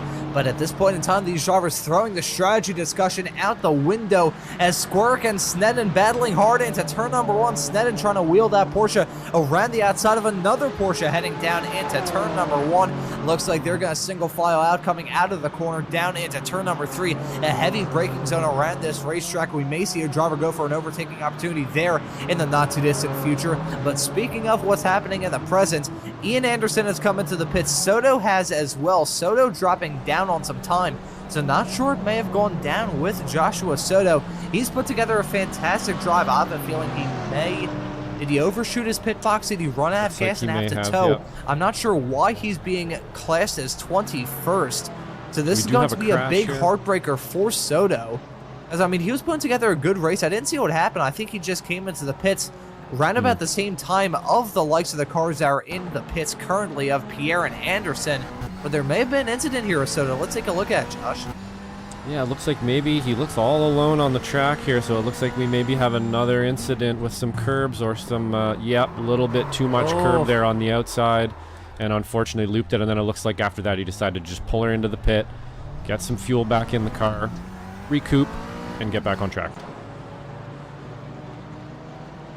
Oh, and is he still there? I don't believe. Has Soto left? Soto's left the session, so Joshua Soto having a beautiful drive. He was running in 6th, made his way up 14 spots since the drop of the green flag. He is now out of it, so that is going to take out the hard charger from this race. Not sure what happened. It's a very similar incident to what we saw involving Jamison Huffman earlier on, so maybe a problem with the McLarens running over the curb. But look at this between Squirk and Sneddon blocking, heading down the Ullman straightaway, trying to race as hard as they can. Got some lap traffic to deal with as well, but Squirk running wide, heading into turn number 17. Squirk having a major moment and coming to blows with Sneddon. Sneddon has spun around. He's hit the wall. You can see the damage on that race car. Michelle Squirk tried to pick up as much time as possible, ran wide heading through Sunset Bend, munched on some cones, my apologies, heading into the corner, but then coming out of it, she makes contact with Sneddon. That was bizarre. What in the world happened there is my question. Looked like a massive miscalculation and misjudge of a moment with, at one point, race leader Squirk. She's now lost the lead to Miles Crab. Sneddon now down into the pits, Vose joining him. But Sneddon, you gotta feel bad for the guy who was putting together such a good race, briefly took the lead, but then contact with himself and Squirk is going to cause a major incident at the front. Yeah, absolutely. I looked here like, it looks like Squirk's, trying to cover off here, and then a bit of an overslow from Sneddon in front, and just didn't react to it in time by the looks of it. She's on the gas, he's on the brake at the same time, and it's just never going to work out like that, unfortunately. So a little bit of an odd incident, I must say, but, if you're going to get hit somewhere, it might as well be right in front of the pit lane. I guess if there's any way to have a collision, it better be on pit entry. I'm not sure he wanted that either way, because I still feel like he's lost out on a boatload of time. 41.2 seconds stopped. I don't believe that was time down pit lane. That was time spent in the pit stall for Sneddon, so that is a kick in the shins. If ever there was one, 1 minute and 14.2 seconds down pit lane for the at one point race leader of Jake Sneddon. That is a heartbreaker. He was putting together such a good drive and a valiant effort as well. A little bit of contact with himself and Michelle Squirk. Based off the maneuvers and the ballet dancing that was going down the Ullman straightaway, heading off into turn number 17 before that collision came to be, I had a feeling something like that was going to happen. You could see those drivers kind of playing around with each other and playing around the racetrack like it's going out of style. That moment for Squirk heading into the corner, trying to round off the exit and carry as much momentum as possible. Making that contact, though, as mess-ups go, that was just... That was so messy, I feel like we'll need to call in a janitor to try and get it cleaned up. That was just not... That was ugly. Yeah, that was definitely a bit of a mess there in Sunset, so clean up on Sunset Bend for sure there, Ron. It was a little messy kind of from everybody there, to be honest. You had a bit of an overslow, which I think he's probably trying to get into the pit, right? And just didn't respond to it, unfortunately, in the back there. When you just got to be really aware when somebody hugs that inside in that section of the track that they're probably coming into the pit, and I think it just caught Michelle out, and unfortunately, little tap, little spin, yeah, and all of that work up until this point, gone. Yeah, that is such a shame. They were putting together such a good race. I think if those three were still at the front, we would have a brilliant fight on our hands between now and the end of this race. Speaking of, we're over halfway through this race now, 38 minutes on the clock of this 70-minute affair for the opening race of this season. However, it has been an exciting one and an intriguing one to follow as well. The pit stops continuing. This is Nolan Bromer in that number 21 Porsche.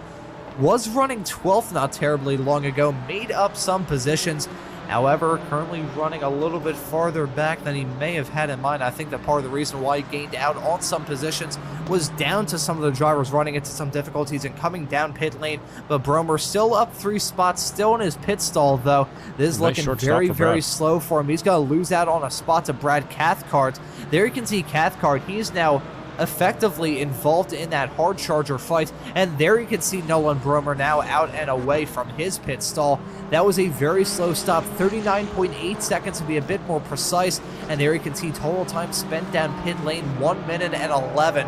So Bromer, not sure what happened there for him to have a very slow stop, but either way, that's going to cost him dearly. Yeah, it's sort of hard to say, especially considering it. You know, we know now that Porsche is not quite burning as much fuel, so not really sure why it took so long for him in there. Perhaps he had a little bit of damage or something. Not really sure, but that was definitely a longer pit stop than needed be by the looks of it, Ron. Yeah, trying to run through my head what may have been maybe just a slight miscalculation when it comes to fuel, maybe not having all the boxes ticked.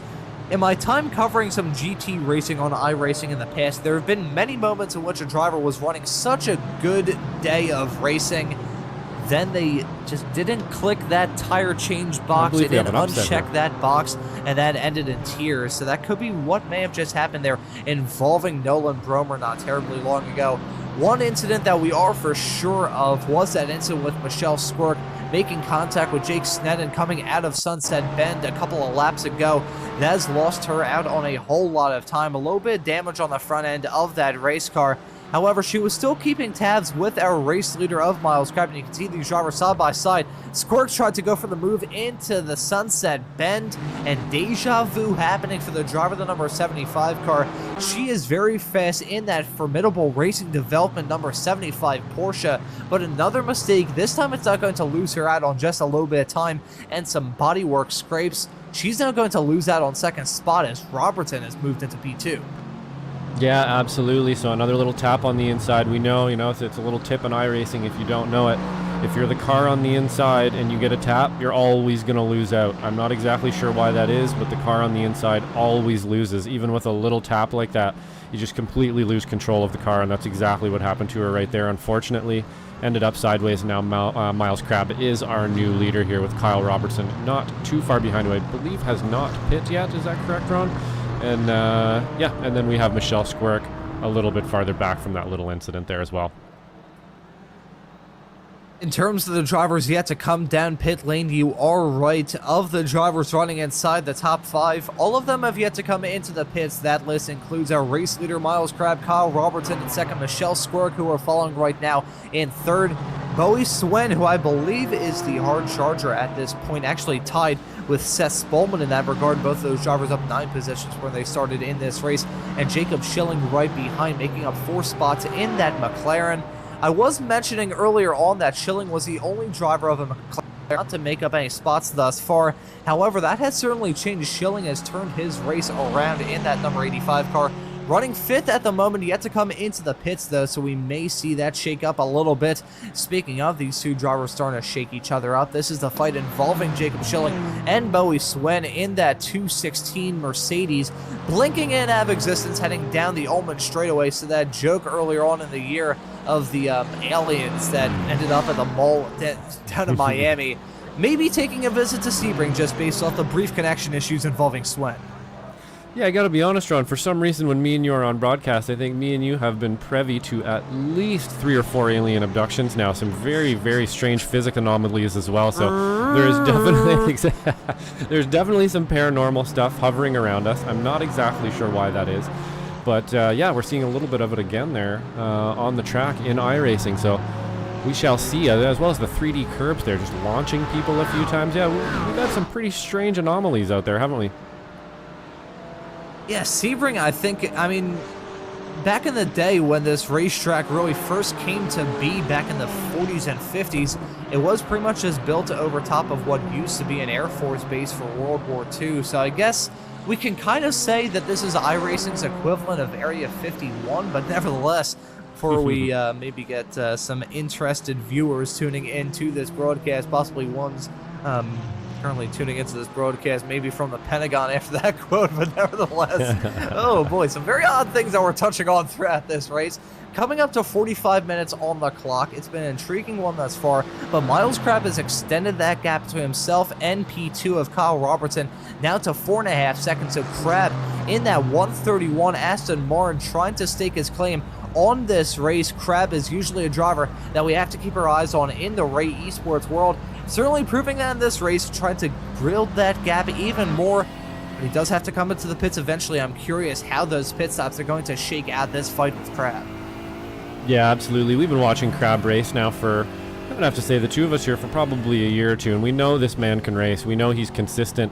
You know, if there's one thing we can say, he's definitely a fast driver, but he's very consistent, and he's definitely a thinker in the car. Very well spoken as well in interviews too. So Crab is out there doing what he does. He has made his way to the front. He hasn't gotten caught up with anyone. He watched everybody squabbling in front of him, and he just monopolized on all of it. And now he's out there driving pretty much in rarefied air by himself here. Not really too much issues from the back here. About almost 5-second gap between him and Kyle Robertson. I think maybe he's got the pace on him too. So we should just kind of, we should probably wait and see how the pit stops shake out here. But I think Crab's doing pretty good for a win here. Yeah, he is doing very solid thus far in this race. However, considering the amount of incidents we've had thus far and how quickly things can turn on a dime in this series, you gotta stay on your toes. You gotta keep that car out there on the racetrack. To finish first you have to finish. I've read that in a fortune cookie before, and it really rings true in these Ray Esports races. You don't want to get lost up in a battle and just have your race end in absolute disaster. One driver who's had a pretty rough night is Heron, who's currently behind this man, Joaquin Effinger, in the 700 car, running in the 18th position as it stands at the moment. Both of these drivers one lap down as it stands with over 45 minutes on the clock. However, they're still out there on the racetrack. They are still battling like it's going out of style and trying to get some move done. There may have actually been an overtake between these two. Let's have a look. Yeah, so this is actually just the little incident with Heron at the beginning here, just recapping on how he ended up in the back. So it's unfortunately we didn't really get to see, if he had a ton of pace but he's made his way back up through the field and he's still out there racing, so that's great. Unfortunately, just a little bit of argy-bargy on the first lap there, which has kind of put him in this position he's in right now. A little bit of argy-bargying still going on between these two. You can see that run through the curb of Tyler Heron in the number 11 car. He's now going to try and get that move done on Joaquin Effinger side by side, heading down the Ullman straightaway off into Sunset Bend to bring this lap to a close.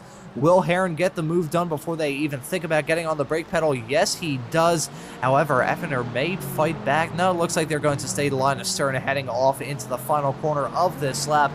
Gotta say, Josh, the amount of heavy curb wax we've seen heading through that turn 15 section, that I may be a little bit biased in this regard, but that section is maybe one of the toughest around this racetrack, because even though you don't have a terrible amount of bumps to deal with, you still got the curbs, and the curbs are just absolutely brutal in that section of the racetrack. Josh, I remember I was driving in this race that you were the producer of. It was a Radical SR10 race with another broadcaster, an official race on iRacing. And I was going side by side with a driver through there. They had a little bit of a curb whack and just bounced their car and kind of just gave me a little bit of a hip check. Kind of reminds me of my high school days for all the wrong ways. Got a hip check heading through that section, and it really messed me up, gave me a little bit of damage, mega sideways.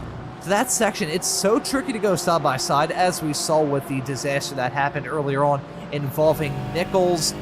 Wozencroft was a driver that got caught out by the really bad rejoin after the incident involving Nichols and Sneddon, I believe it was at that point in the race.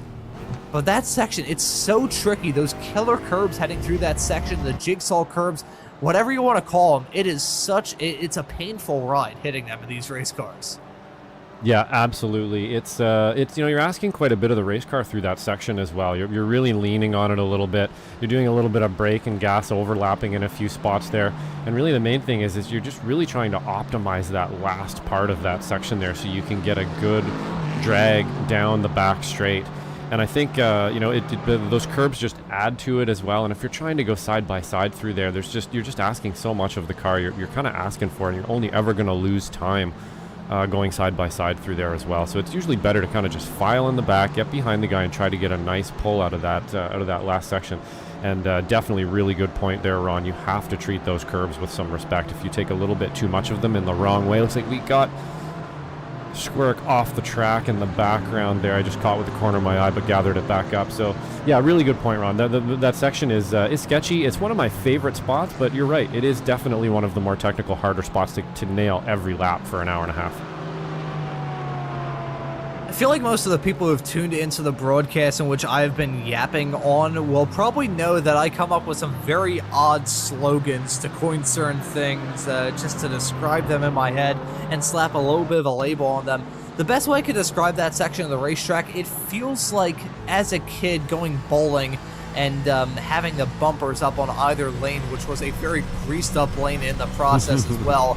It was always a very odd ride with me throwing these, like the lightest bowling balls that they had, throwing them down the lane and bouncing bumper to bumper, the drivers bouncing from curb to curb through that section.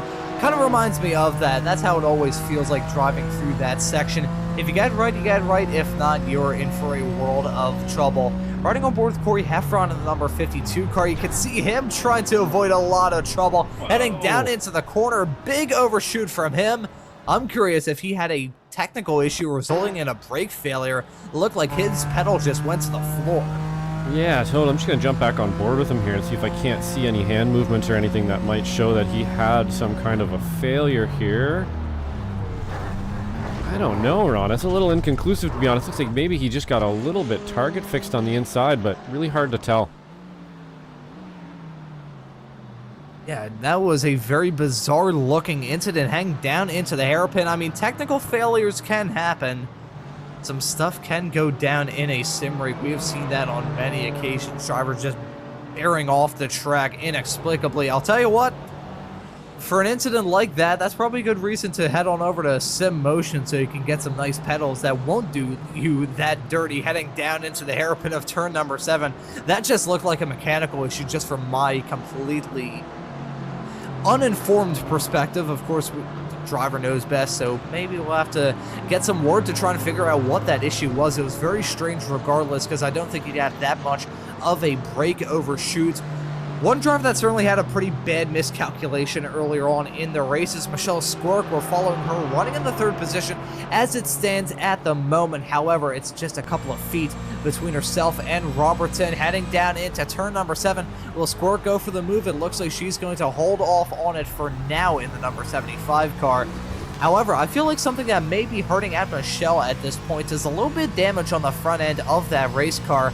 I think ever since that contact with herself and Sneddon coming out of the corner, there's been something missing with this number 75 car. Whether it be driver or car, that remains to be determined.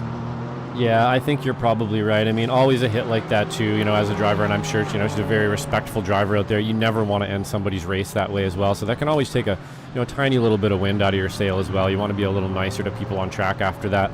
That being said, I'm sure it's just all about having a bit of a lip on the front of her car there now, and it's grabbing a bit of air.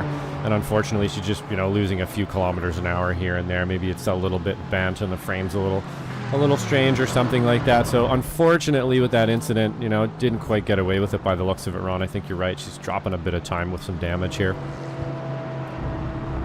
Yeah, I'm curious if we could possibly stay on board with Michelle Squirk, just follow her for a little bit. Mainly because I want to do some investigative journalism and take a look at the lap times that Michelle has been setting thus far in this race. Her best lap of the race still stands at a 2-minute 10.3. That was set all the way back on lap 12, so 12 laps ago as it stands at the moment, coming to complete lap 24 this time by. I do not remember when the incident happened involving herself and Sneddon, but in terms of pace, it has lost out a little bit. She has lost out on a little bit of time, but I gotta say, overall, in terms of her lap times, they've remained fairly consistent. Outside of lap 18, where I believe that incident may have taken place, or as I say that, she runs wide, hang through turn number 1, completely disproving the point I was just about to make about her being consistent. After lap 18, where she set a 2-minute 16.822, which I believe was a lap where that incident with herself and Sneddon came to be, she's been solidly inside the 2-minute 10 barrier. And not just in the 2-minute 10 barrier, she's been staying around that 2-minute 10.6 to 2-minute 10.8 barrier. So she's been very fast with lap times within about 0.2 of a second of each other, lap after lap after lap. So I have a feeling that she is still feeling somewhat confident about her race car. I don't know, maybe it's just finding herself in an unfamiliar position, dealing with some dirty air, having a car in front of her. The mind games as well in these races, especially at a racetrack like this where mental toughness can be huge. Something like that can happen, as we just saw a near disaster involving Justice and Schilling. Yeah, again, having a little bit of a sketchy moment there on the entrance to the pit. Always got to be aware of that driver who's going to be diving into the pit of Jacob Schilling there as well, who's doing very well today, I might add. He's actually definitely, he's got a few positions made up, I believe around 8th place now. Dropping in for a pit stop here. We'll have to see where he comes out.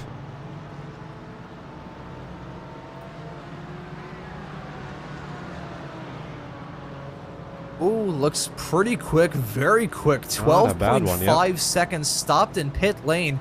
That's one of the quickest we've seen thus far, Josh. So let's see how Schilling exits out in terms of pit lane time.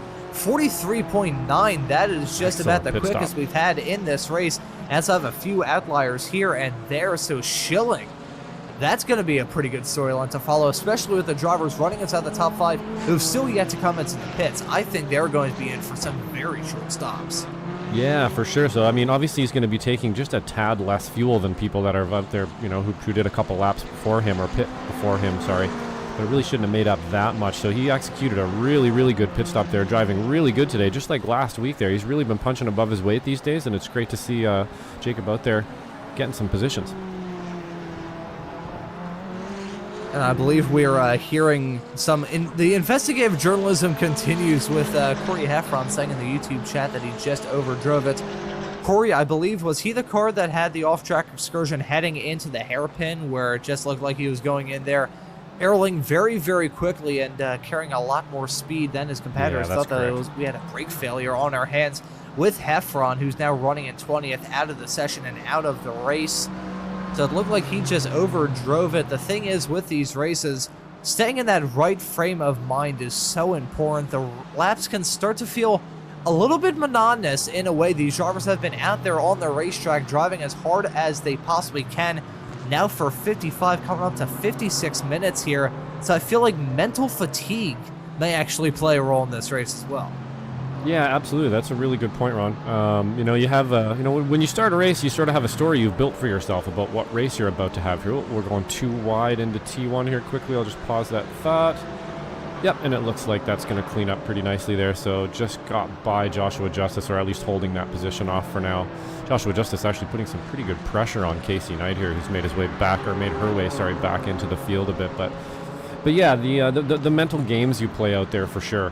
You sort of write yourself a story at the beginning of a race, right? That I'm going to do this and I'm going to do that, and I think I have this kind of speed. And then when you bump somebody and spin them, or, you know, you have a little off track or something like that, or a bad pit stop, it can just kind of change that story in your head, and that mental game can get a little bit harder, and it can kind of take some wind out of your sail as well. So just as you said there, you know, sometimes you make a little mistake or two and you end up just kind of doing laps by yourself out there, and the time just goes down, and when you don't have somebody to fight. So we can see that happening to a few drivers out there, as well as a few that are still just battling as well. When it comes to the world of racing, especially races like this, your mind can either be your greatest tool to use on your behalf or the greatest thing dragging you down. We've seen that a lot throughout some races that we have covered, Josh. Drivers just getting out of that frame of mind and everything sort of falling apart for them. I feel like we're kind of seeing that from Squirk, who's running in the 5th position, now losing out on some time to the back of Robertson. Let's say that things are falling apart, mind you. I mean, she's still running this race in 3rd, still putting together a very good show, but she was dominant in the early stages of this race. But as it's looking at the moment, Miles Crabb has extended that gap to himself and Kyle Robertson now to about 5.5 seconds. So Crabb in that 131 car, he has been blisteringly quick thus far in this race, and he's been consistent as well, and that's going to be what helps him out the most, just keeping his nose to the grindstone, seeing those incidents early on, and just staying with it in this race. I'll go through the last couple of lap times that he set in this race, my apologies. 2 minute 10.6, 2 minute 10.5, 2 minute 10.4, 2 minute 10.6, 2 minute 10.9, 2 minute 10.7. It's so consistent. The consistency is a big thing with these races, just trying to stay in that right frame of mind. And as much as racing is definitely not something where you want to fall into too much of a routine, in a race like this, you kind of feel like you have to start whittling those laps away, make it feel like you haven't been in that sim rig for 58.5 minutes. Yeah, absolutely. It can start to wear on you out in the front there. I know personally myself, much better at chasing cars than I am at setting my own pace out front. Once in a while, I seem to be able to kind of grab that gear mentally and just get chased around the track, let's say mentally, with nobody behind me, and keep it up. But you know, it's definitely a skill to be out front there and pace yourself, engage yourself, be able to open up your mind a little bit to the track and who's on it and what's around you and what they're doing, what times they're putting in. Kind of critiquing yourself as you're driving, I suppose, and making sure that you can keep that consistency and that lap time up where you need it. And that's exactly what Miles Crabbe is doing, and we've seen him do many, many times in the races that we've covered with him in it as well. And then, you know, there's just a few mistakes. Like I said in the beginning there, this is going to be a race of mistakes. Squirk definitely had the overall pace today, but with a couple little mistakes and maybe a little bit of over-aggressive, maybe just, you know, unfortunately somebody kind of parking it in front of her there, however you want to look at it, it ends up putting her back a little bit, right? And then you're kind of on the back foot, story changes a bit, mental game changes a bit, and yeah, that's kind of what we're talking about here. So always playing chess out there while you're driving almost 200 miles an hour in certain corners and stuff as well. So pretty cool stuff. As we see Swain in the 4th position coming down pit lane for his one and only stop in this race, coming up to just 10 minutes left on the clock. I'll say one thing to kind of add in terms of the storyline surrounding that incident that we saw involving Squirk, and it was the other driver who's running well farther down at this point, trying to figure out exactly what. Actually, no, he completely skipped my sight. Holy cow. It's Snedden running in the 5th position at the moment. Those two, despite the fact that they got involved in an incident while running up towards the front, that's bad enough, but thus far in this season, harkening my mind back to 1 week ago for the opening race for Group 1, those were the two drivers that won in the 2 races that we had. Michelle Squirk won in the Mazdas, and we had Snedden win in the TCRs. So that storyline going to continue between those two, and the possibly friendly rivalry that will pop up. I mean, as broadcasters, we always have to kind of throw fish into the pond full of a bunch of piranhas to try and get that storyline going on, but I think you got two drivers who are very quick, obviously. They've already won 2 races. They're both in contention for the win here tonight. Looks like neither of them are really going to get it, though, as we see the race leader, Miles Crabbe, come into the pits, along with the 2 right behind. Yep, we got our leader here blinking coming in the pit, and then we have our 2nd and 3rd place drivers as well following suit, which is probably the way you want to do it for sure. Ron, do you know if we have a fast repair in this or not? It's actually slipping my mind right now. Is Michelle Squirk going to be able to get that car fixed, or is she going to have to ride with that damage till the end? Ooh, that is a very good question. You're putting me on the hot spot. Thankfully, these drivers are revving their engines and about to get back rolling. There's 1 fast repair allowed for these drivers, so that may end up helping Michelle, at least in terms of the small little bit of a wrinkle in the front end of that race car. Just kind of looked like an angry Black Friday shopper just kicked the front end of her car about 5 to 6 times. So that was the reason why there's a little bit of damage on there. That could be the reason why she's lost out on a little bit of time in this second half of the race. Certainly losing time in the pits, though, as the gap between herself and Robertson has ballooned to about 1.2, but the gap between Crabbe and Robertson has decreased now to under and around 3 seconds. So I think Miles Crabbe losing out on a bit of time during that pit cycle. Oof, we had a little bit of a loose moment there with Squirk as well. So yes, we do definitely have a fast repair, as we can see that that bonnet is fixed up. This series does have 1 fast repair, so we will remember that for series to come here. Going to make a big difference for Michelle here. I think we can test that theory we were talking about before, if that hood was actually causing a bit of time for her as well. And this may bring her back into the fight here, so we shall see in the next few laps as we have Andre Jameson also coming in the pit here on. Yeah, there you can see Jameson in that number 18 car, stop in his box in just a couple of moments' time. Gotta say, there's that Spolman. I was just about to mention him in that number 42 car. He's coming into the pits as well. With this, it's going to be most of the field already coming in for their one and only stop in this race. The only drivers yet to pit are Joaquin Effinger in the number 700 car, and Joshua Justice in the number 99, currently running 8th at the moment. He's yet to come into the pits in that car. A hard charger at this point, up 7 spots. However, that is going to be a number that doesn't hold for a terribly long amount of time. With the checkered flag coming up in only 6.5 minutes time, gotta say, in terms of that hard charger fight, Brad Cathcart running in 12th.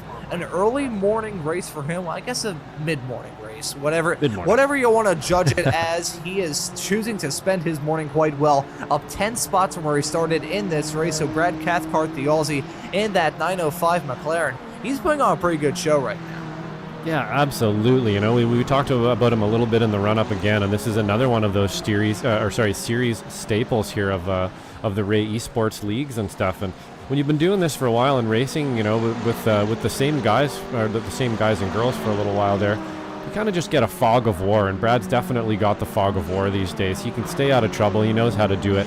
He's watched people come in and out of this league over the years and stuff, and he's definitely a good wheelman here, and he's proven it again today, up 10 positions in that McLaren. Oh, that he certainly is. It has been a brilliantly executed drive for him. Those McLarens seeming to be a little bit quick, and behind the Porsches, they are also the most popular pick in this series as well, with 6 of them out there on the racetrack when everything got up and rolling earlier on. I believe there's only 4 of them left right now, with Joshua Soto and the 07 and Jameson Hoffman, 2 drivers in McLarens, running into some difficulties, having incidents in very similar fashion, a spin, going off the track, and then just towing back to the pits for them. So not entirely sure what caused them to do that, but either way, they're still pretty good size of this field running McLarens, and they're running pretty good at this point. The highest running McLaren as it stands at the moment is actually Jacob Schilling, who may get moved on Joshua Justice, who we see in the pits at the moment. Let's see how the fight shakes out with these 2 drivers. Look at Justice, 9 seconds stopped in the pit stall. I'm starting to wonder whether or not that number is even entirely correct. And you can see him running a very odd line, a sharp line tight to that inside line, coming out of the pits through turn number 1. So, interesting line being run by Justice on pit exit. Yeah, that is interesting. He was only in there for about 9 seconds, which may play into that theory there that the Porsche is consuming quite a bit less gasoline than the rest of the vehicles out there, and perhaps Joshua Justice and his right foot playing some games into that as well and being able to save a little bit of gas. We should actually mention that we were just speaking about Brad Cathcart. He actually is in the Masters class in WW as well, or sorry, in the Weekend Warriors as well. So that would make him over 60 driver. He is out there just flying, man, so that's awesome. We race him every weekend. I am not anywhere near 60, and Brad Cathcart is just as fast as I am out there, so awesome for him to be out there mixing it up and doing so well today.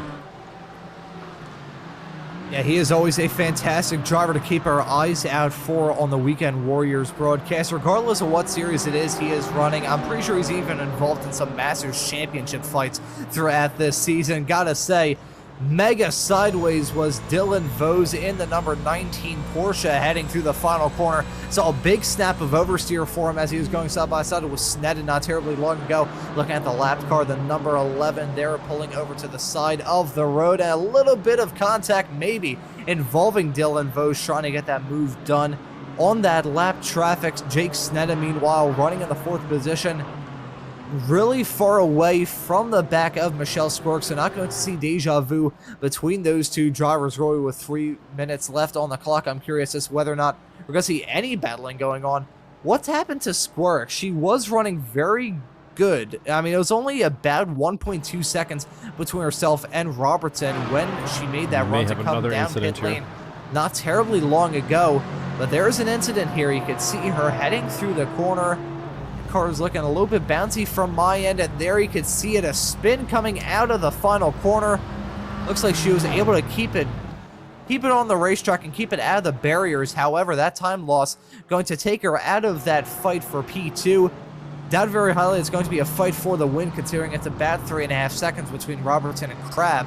But nevertheless, Squirk's just having an absolute terrible run of things in the second half of this race. Yeah, unfortunately, that corner, adding to that story for Michelle Squirek again today, unfortunately, looked like maybe she's going to be able to make some time up here to Kyle Robertson and, possibly even and bring both of them into the fight here for the end. But looks like we got a little spin there coming out of Sunset again, which has just really taken quite a few drivers out today. It's a good thing we mentioned it in the run-up. And it looks like we got a white flag here for Miles Crab. So chances are we're going to stay kind of line of stern as far as positions go right now. And, yeah, we're looking pretty good here for a Miles Crab win today, I think, Ron. Don't want to jinx it, though.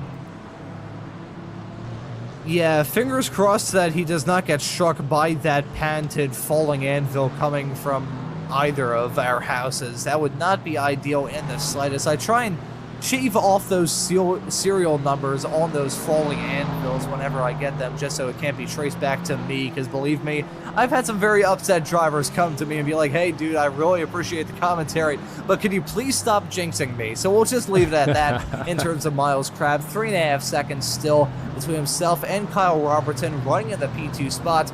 Squirk running at your podium runners as it stands at the moment. Doubt very highly that's going to change, considering the fact that Robertson is well farther up the road and Snedden is well farther down the road. But Squirk started this race from the pole.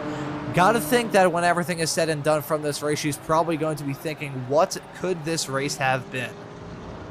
Yeah, it's unfortunate, again, those stories being written for us sometimes and stuff that we keep mentioning there. But, you know, in the beginning, it really did look like there was a pretty big pace difference between her and the rest of the field there by a few tenths in qualifying. But sometimes the race just doesn't pan out that way, Ron. There are other drivers out there. You know, I've said it before. I think it was a Mario Andretti quote. First, you learn how to drive fast. Then you learn how to drive fast for 2 hours.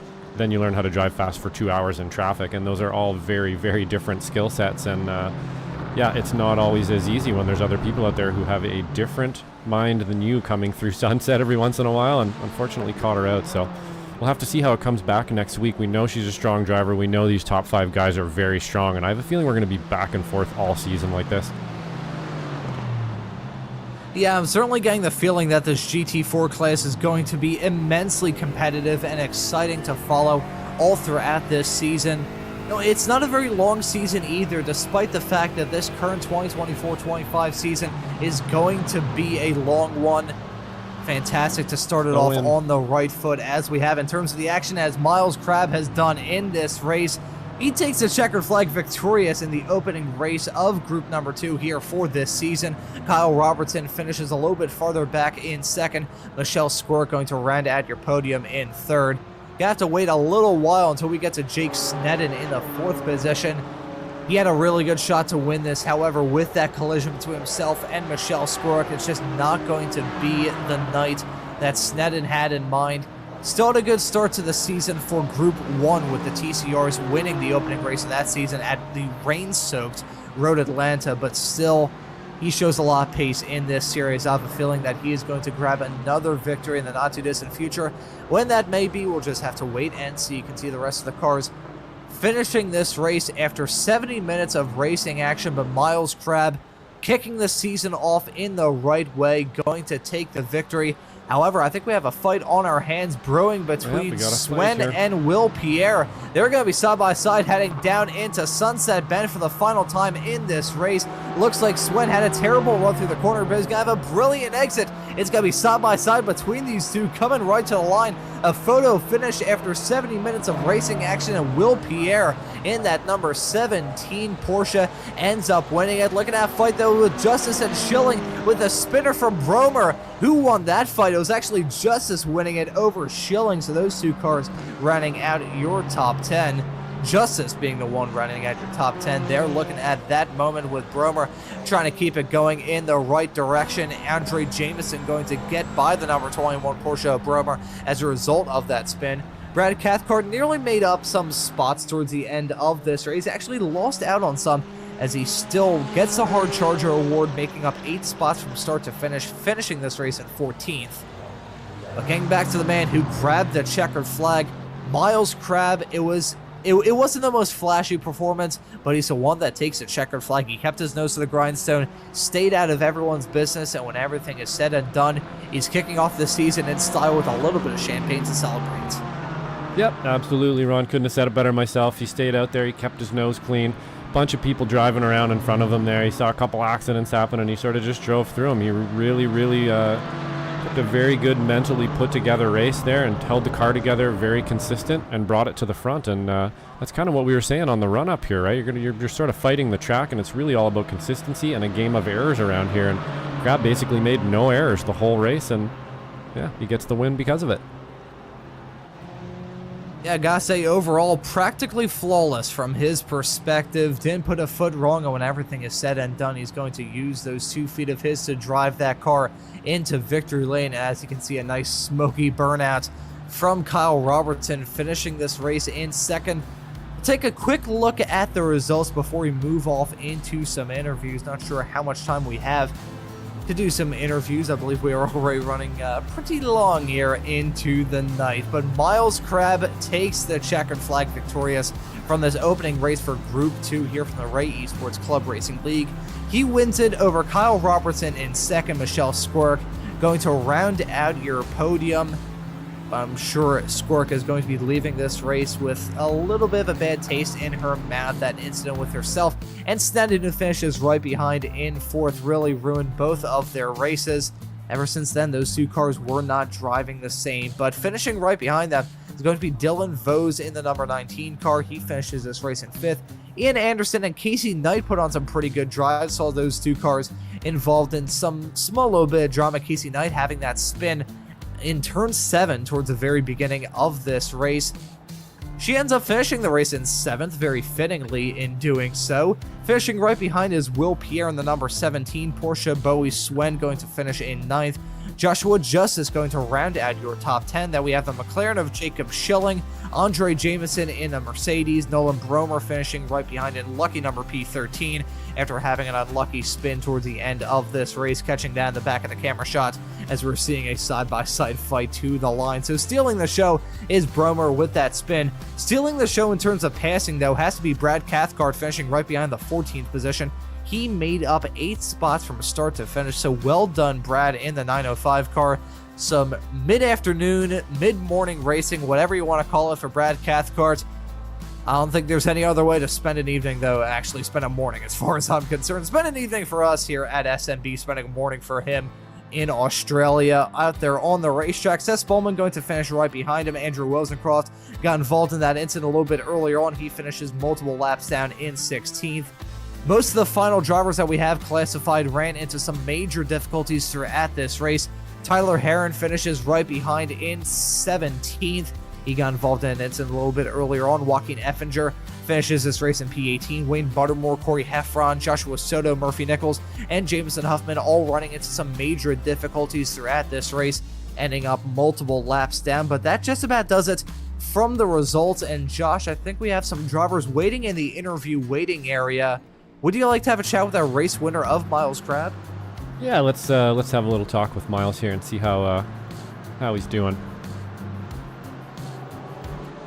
Hey Miles, we just finished up a great race there. Super consistent from you. You saw a few crashes in front of you, around you, behind you, but you stayed really consistent the whole race. Ended up pulling out the win. Tell us how it looked from your perspective. Summed it up pretty good. I kind of from the get-go was just run a consistent pace, don't get into any trouble. There was a heck of a highlight where it was like a through-wide pass with a spinning car on the inside in the sunset. Unfortunately, me and Michelle door banged what should have been just a good hard racing door bang where we kind of miscalculated where each of us was going to be, turned into a spin for her because of netcode. So we were hauling butt the whole time, even all the way down to the end. We were running fastest lap, or I had a lap 3 from the end that was a couple hundredths off fast lap. But yeah, run a pace, especially early on with a lot of fuel in the car, and then once the tires kind of equalized and everything else, just do whatever was necessary to win. Excellent. Yeah, so we definitely saw you out there turning some really consistent laps and stuff. How exactly do you, when you're out front like that and you've sort of made a few passes and you got a 4 or 5 second lead, what do you do to kind of keep your head down and make sure that you're keeping that consistency every single lap, especially around a place like Sebring where there's so many braking points and bumps and has so much character? How do you keep it all together out there? Do about 5 Sebring 12 hours. The nice part is, I'm going to quote Colin Braun that I heard say this on a podcast a while ago. Every car at a racetrack is pretty much the same. Like even an LMP2 car, their braking points are not that different than a GT4 car. You're just doing wildly different speeds. So it's a lot of just hitting the rhythm. A lot of the time I don't really even look at the brake markers. Like I'm subconsciously paying attention to them. But yeah, it's just the key is using the brake markers when you're behind somebody, so that when you're not behind somebody, you're not suddenly going, wait, where do I brake for this corner? Which admittedly I did the first time I was in the lead in the sunset. I totally blew the brake marker, but it was fine in the end. Yeah, Sunset does have a little bit of play to the outside there if you want to kind of try to overspeed it a little bit, but that's a really great point you brought there, Miles. Is there anybody out there you would like to thank for the race here?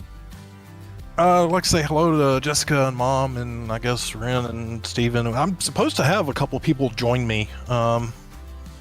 Steven and Brandon Dixon, Steven Tiska. Maybe we can get more idiots like me that like to drive race cars in the league. Thank y'all for broadcasting. Y'all do a great job. Thanks for Stevie for putting everything on, and thanks for everybody for putting on a great race. I didn't really hear much. Granted, it was a team race, so everybody was stuck in the team's channel. It seemed like there were incidents, but it was all kind of clean. So good job, everybody. Yeah, for the most part, it was pretty clean out there. Outside of a few spins, pretty much everybody finished the race, and it was a really good one. So thank you so much. It's our pleasure doing these broadcasts for you guys, and we love that you like to watch them afterwards and everything, Miles. So we'll see you next week, and we'll talk to you then. See you then. And that right there was Miles Crab victorious in the opening race for Group 2 here from the Ray Esports Club Racing League. The Group 2 schedule that we have to look forward to is absolutely epic. Running at Sebring tonight, but we got tracks like Circuit of the Americas, Watkins Glen, Road Atlanta, Barber, Mid-Ohio, and Road America to look forward to throughout the rest of this season. But that's not it. We have action with 3 separate groups here from the Ray Esports Club Racing League. And the next time you're going to be seeing this series is going to be the opening race for group number 3. That's the SCCA-oriented series with Formula V's and Spec Racer Ford's 2 30-minute long races. That's going to be a little bit of a flashback to the old Tuesday night series that we used to broadcast with a different broadcaster. Those races were always a whole lot of fun. It also gives a little bit of a Weekend Warriors feel, especially with the Formula V's. Pretty much matches exactly how long those races are. That is going to be coming up in 1 week's time here at Slow Motion Broadcasting, running at Homestead, so that's going to be a really exciting race to keep our eyes out for in just 1 week's time. And speaking of all the other action that we have here at SMB, how about you check out the action from the Weekend Warriors series? The Formula V is going to be running at Indianapolis this upcoming Saturday. Myself and Josh are going to be on the call for that. Then we've got action with the Formula Fords running at Okayama, and the Spec Racer Fords running at Mugello. As I just mentioned, round 1 for Group 3 going to be at Homestead this upcoming week on Wednesday, November the 13th. Then we got some more Formula V Weekend Warriors action running at Lime Rock Park on the classic layout. Won't have to worry about chicanes, won't have to worry about anything like that. So that's the action coming up here on Slow Motion Broadcasting. I'll tell you what, we also got to talk about some of the action coming up on the sister channel of Pit Road Productions, because there's some pretty good action to keep your eyes out for over there. It's a pretty nice amount of action that we got going on over there. I'll tell you what, subscribe to Pit Road Productions, and also subscribe to Slow Motion Broadcasting. You never want to miss any of the action here, for that matter. It's some of the best action in the world of iRacing. This series is no exception. This race was no exception. A game of strategic chess with a little bit of aggression thrown in as well. It was fantastic to be a part of a fantastic race to broadcast, and hopefully you all enjoyed watching it at home. But I think for this broadcast, that will just about do it. So for myself, Ron Maunz, and Josh Wilkie working alongside me, working the comms and the cams on today's broadcast, I say thank you all so very much for watching. Have a great rest of your night, and we hope to see you all wherever it is in the not too distant future.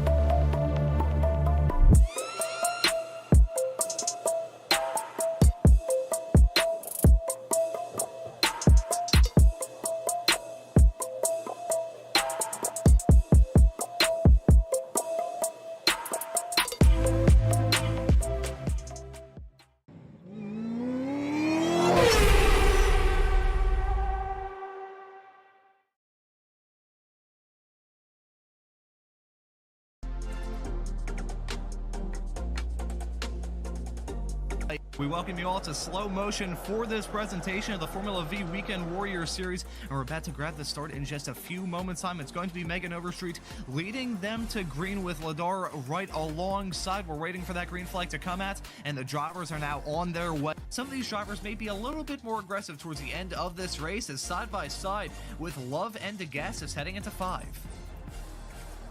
Oh, it's close. It's a bit treacherous on the corner. Rex is just singling run wide there, Ron. Down the running order, Love and Brewster, meanwhile, they have been in the tow and they've seen all these drivers try and do their own maneuvers. They definitely have something cooking behind the wheel of those FV race cars. As Montgomery gets that move done, one's running at the back. Well, not actually running right now, I don't believe, as there's a spinner with Ladar. Oh no. Oh, and there's contact as well. We are live for the first time on Slow Motion Broadcasting with the FF Weekend Warriors. We're at Sebring this weekend. It's going to be a blast. I saw a little bit of rain here in the practice session, but we'll get to that here in 1 second. My name is Adam Thompson. I'm joined in the booth by Randall McGrew. With these three going right at it, we see you're getting really, really squirrely. There, Oh, no! Some contact. Oh, no. Jurg and Antonio, the two Masters leaders, both with issues and now dropping down the order. There's a dicing through the curbs. Our lead 2. As that's Instaman just slossing it up the inside through McIntyre there. Beautifully done by the Icelandic driver as there's a big incident happened behind somewhere. Gonzaga losing a lot of places back. Almost touching at that point. They're around there heading into the closing stages of the track. Not quite there yet. Heading through what I'm calling the horseshoe, but let's not get into my drawing skills at this point. Nothing but clear track ahead of them at this point, so no one should be able to interfere in that battle. Side by side, nearly had contact there. That's going to put Kabanka on the inside for this next hairpin. This could be what decides it, and he's gone right on the outside, actually trying to cover off the car. I do wonder if Barry is going to be close enough to potentially slipstream. They've got 2 corners left to go. This is penultimate one now. Barry right up close, 0.3 of a second. I'm not sure it's going to be close enough, 0.2 of a second. He's got to keep his foot on that loud pedal, catches a little bit of a curve, but has Kabanka done it? Barry going to the inside, and Kabanka gets it. The field in Castro's hands, and he's going immediately. Gets a good jump there over green, and is pulling away. He is gapping early, even moving over to try to break up any sort of slipstream or help that inside line, making sure Green has his hands full coming into T1. York's chance. Did Jason give Antonio just a little bit of a slow up? It doesn't look like it. Antonio down to the inside. Hopefully going to be able to make this move. Oh, that was close. Soto both coming very hot with a head of steam. Plava going up to try to move out of the way and give up the slipstream. Here comes Gilliland! Slow down. Gilliland coming in, going to try to challenge for this podium. They're going to go too wide. Oh, no! Oh, no! Gilliland and Plava come together. Gilliland's going to come back across the line in 4th place. Quite going to get there. There's a little bit of a lock up there from the 46 car. He's gone deep. Whoa. I don't know how everybody was able to get through that. That could have been absolute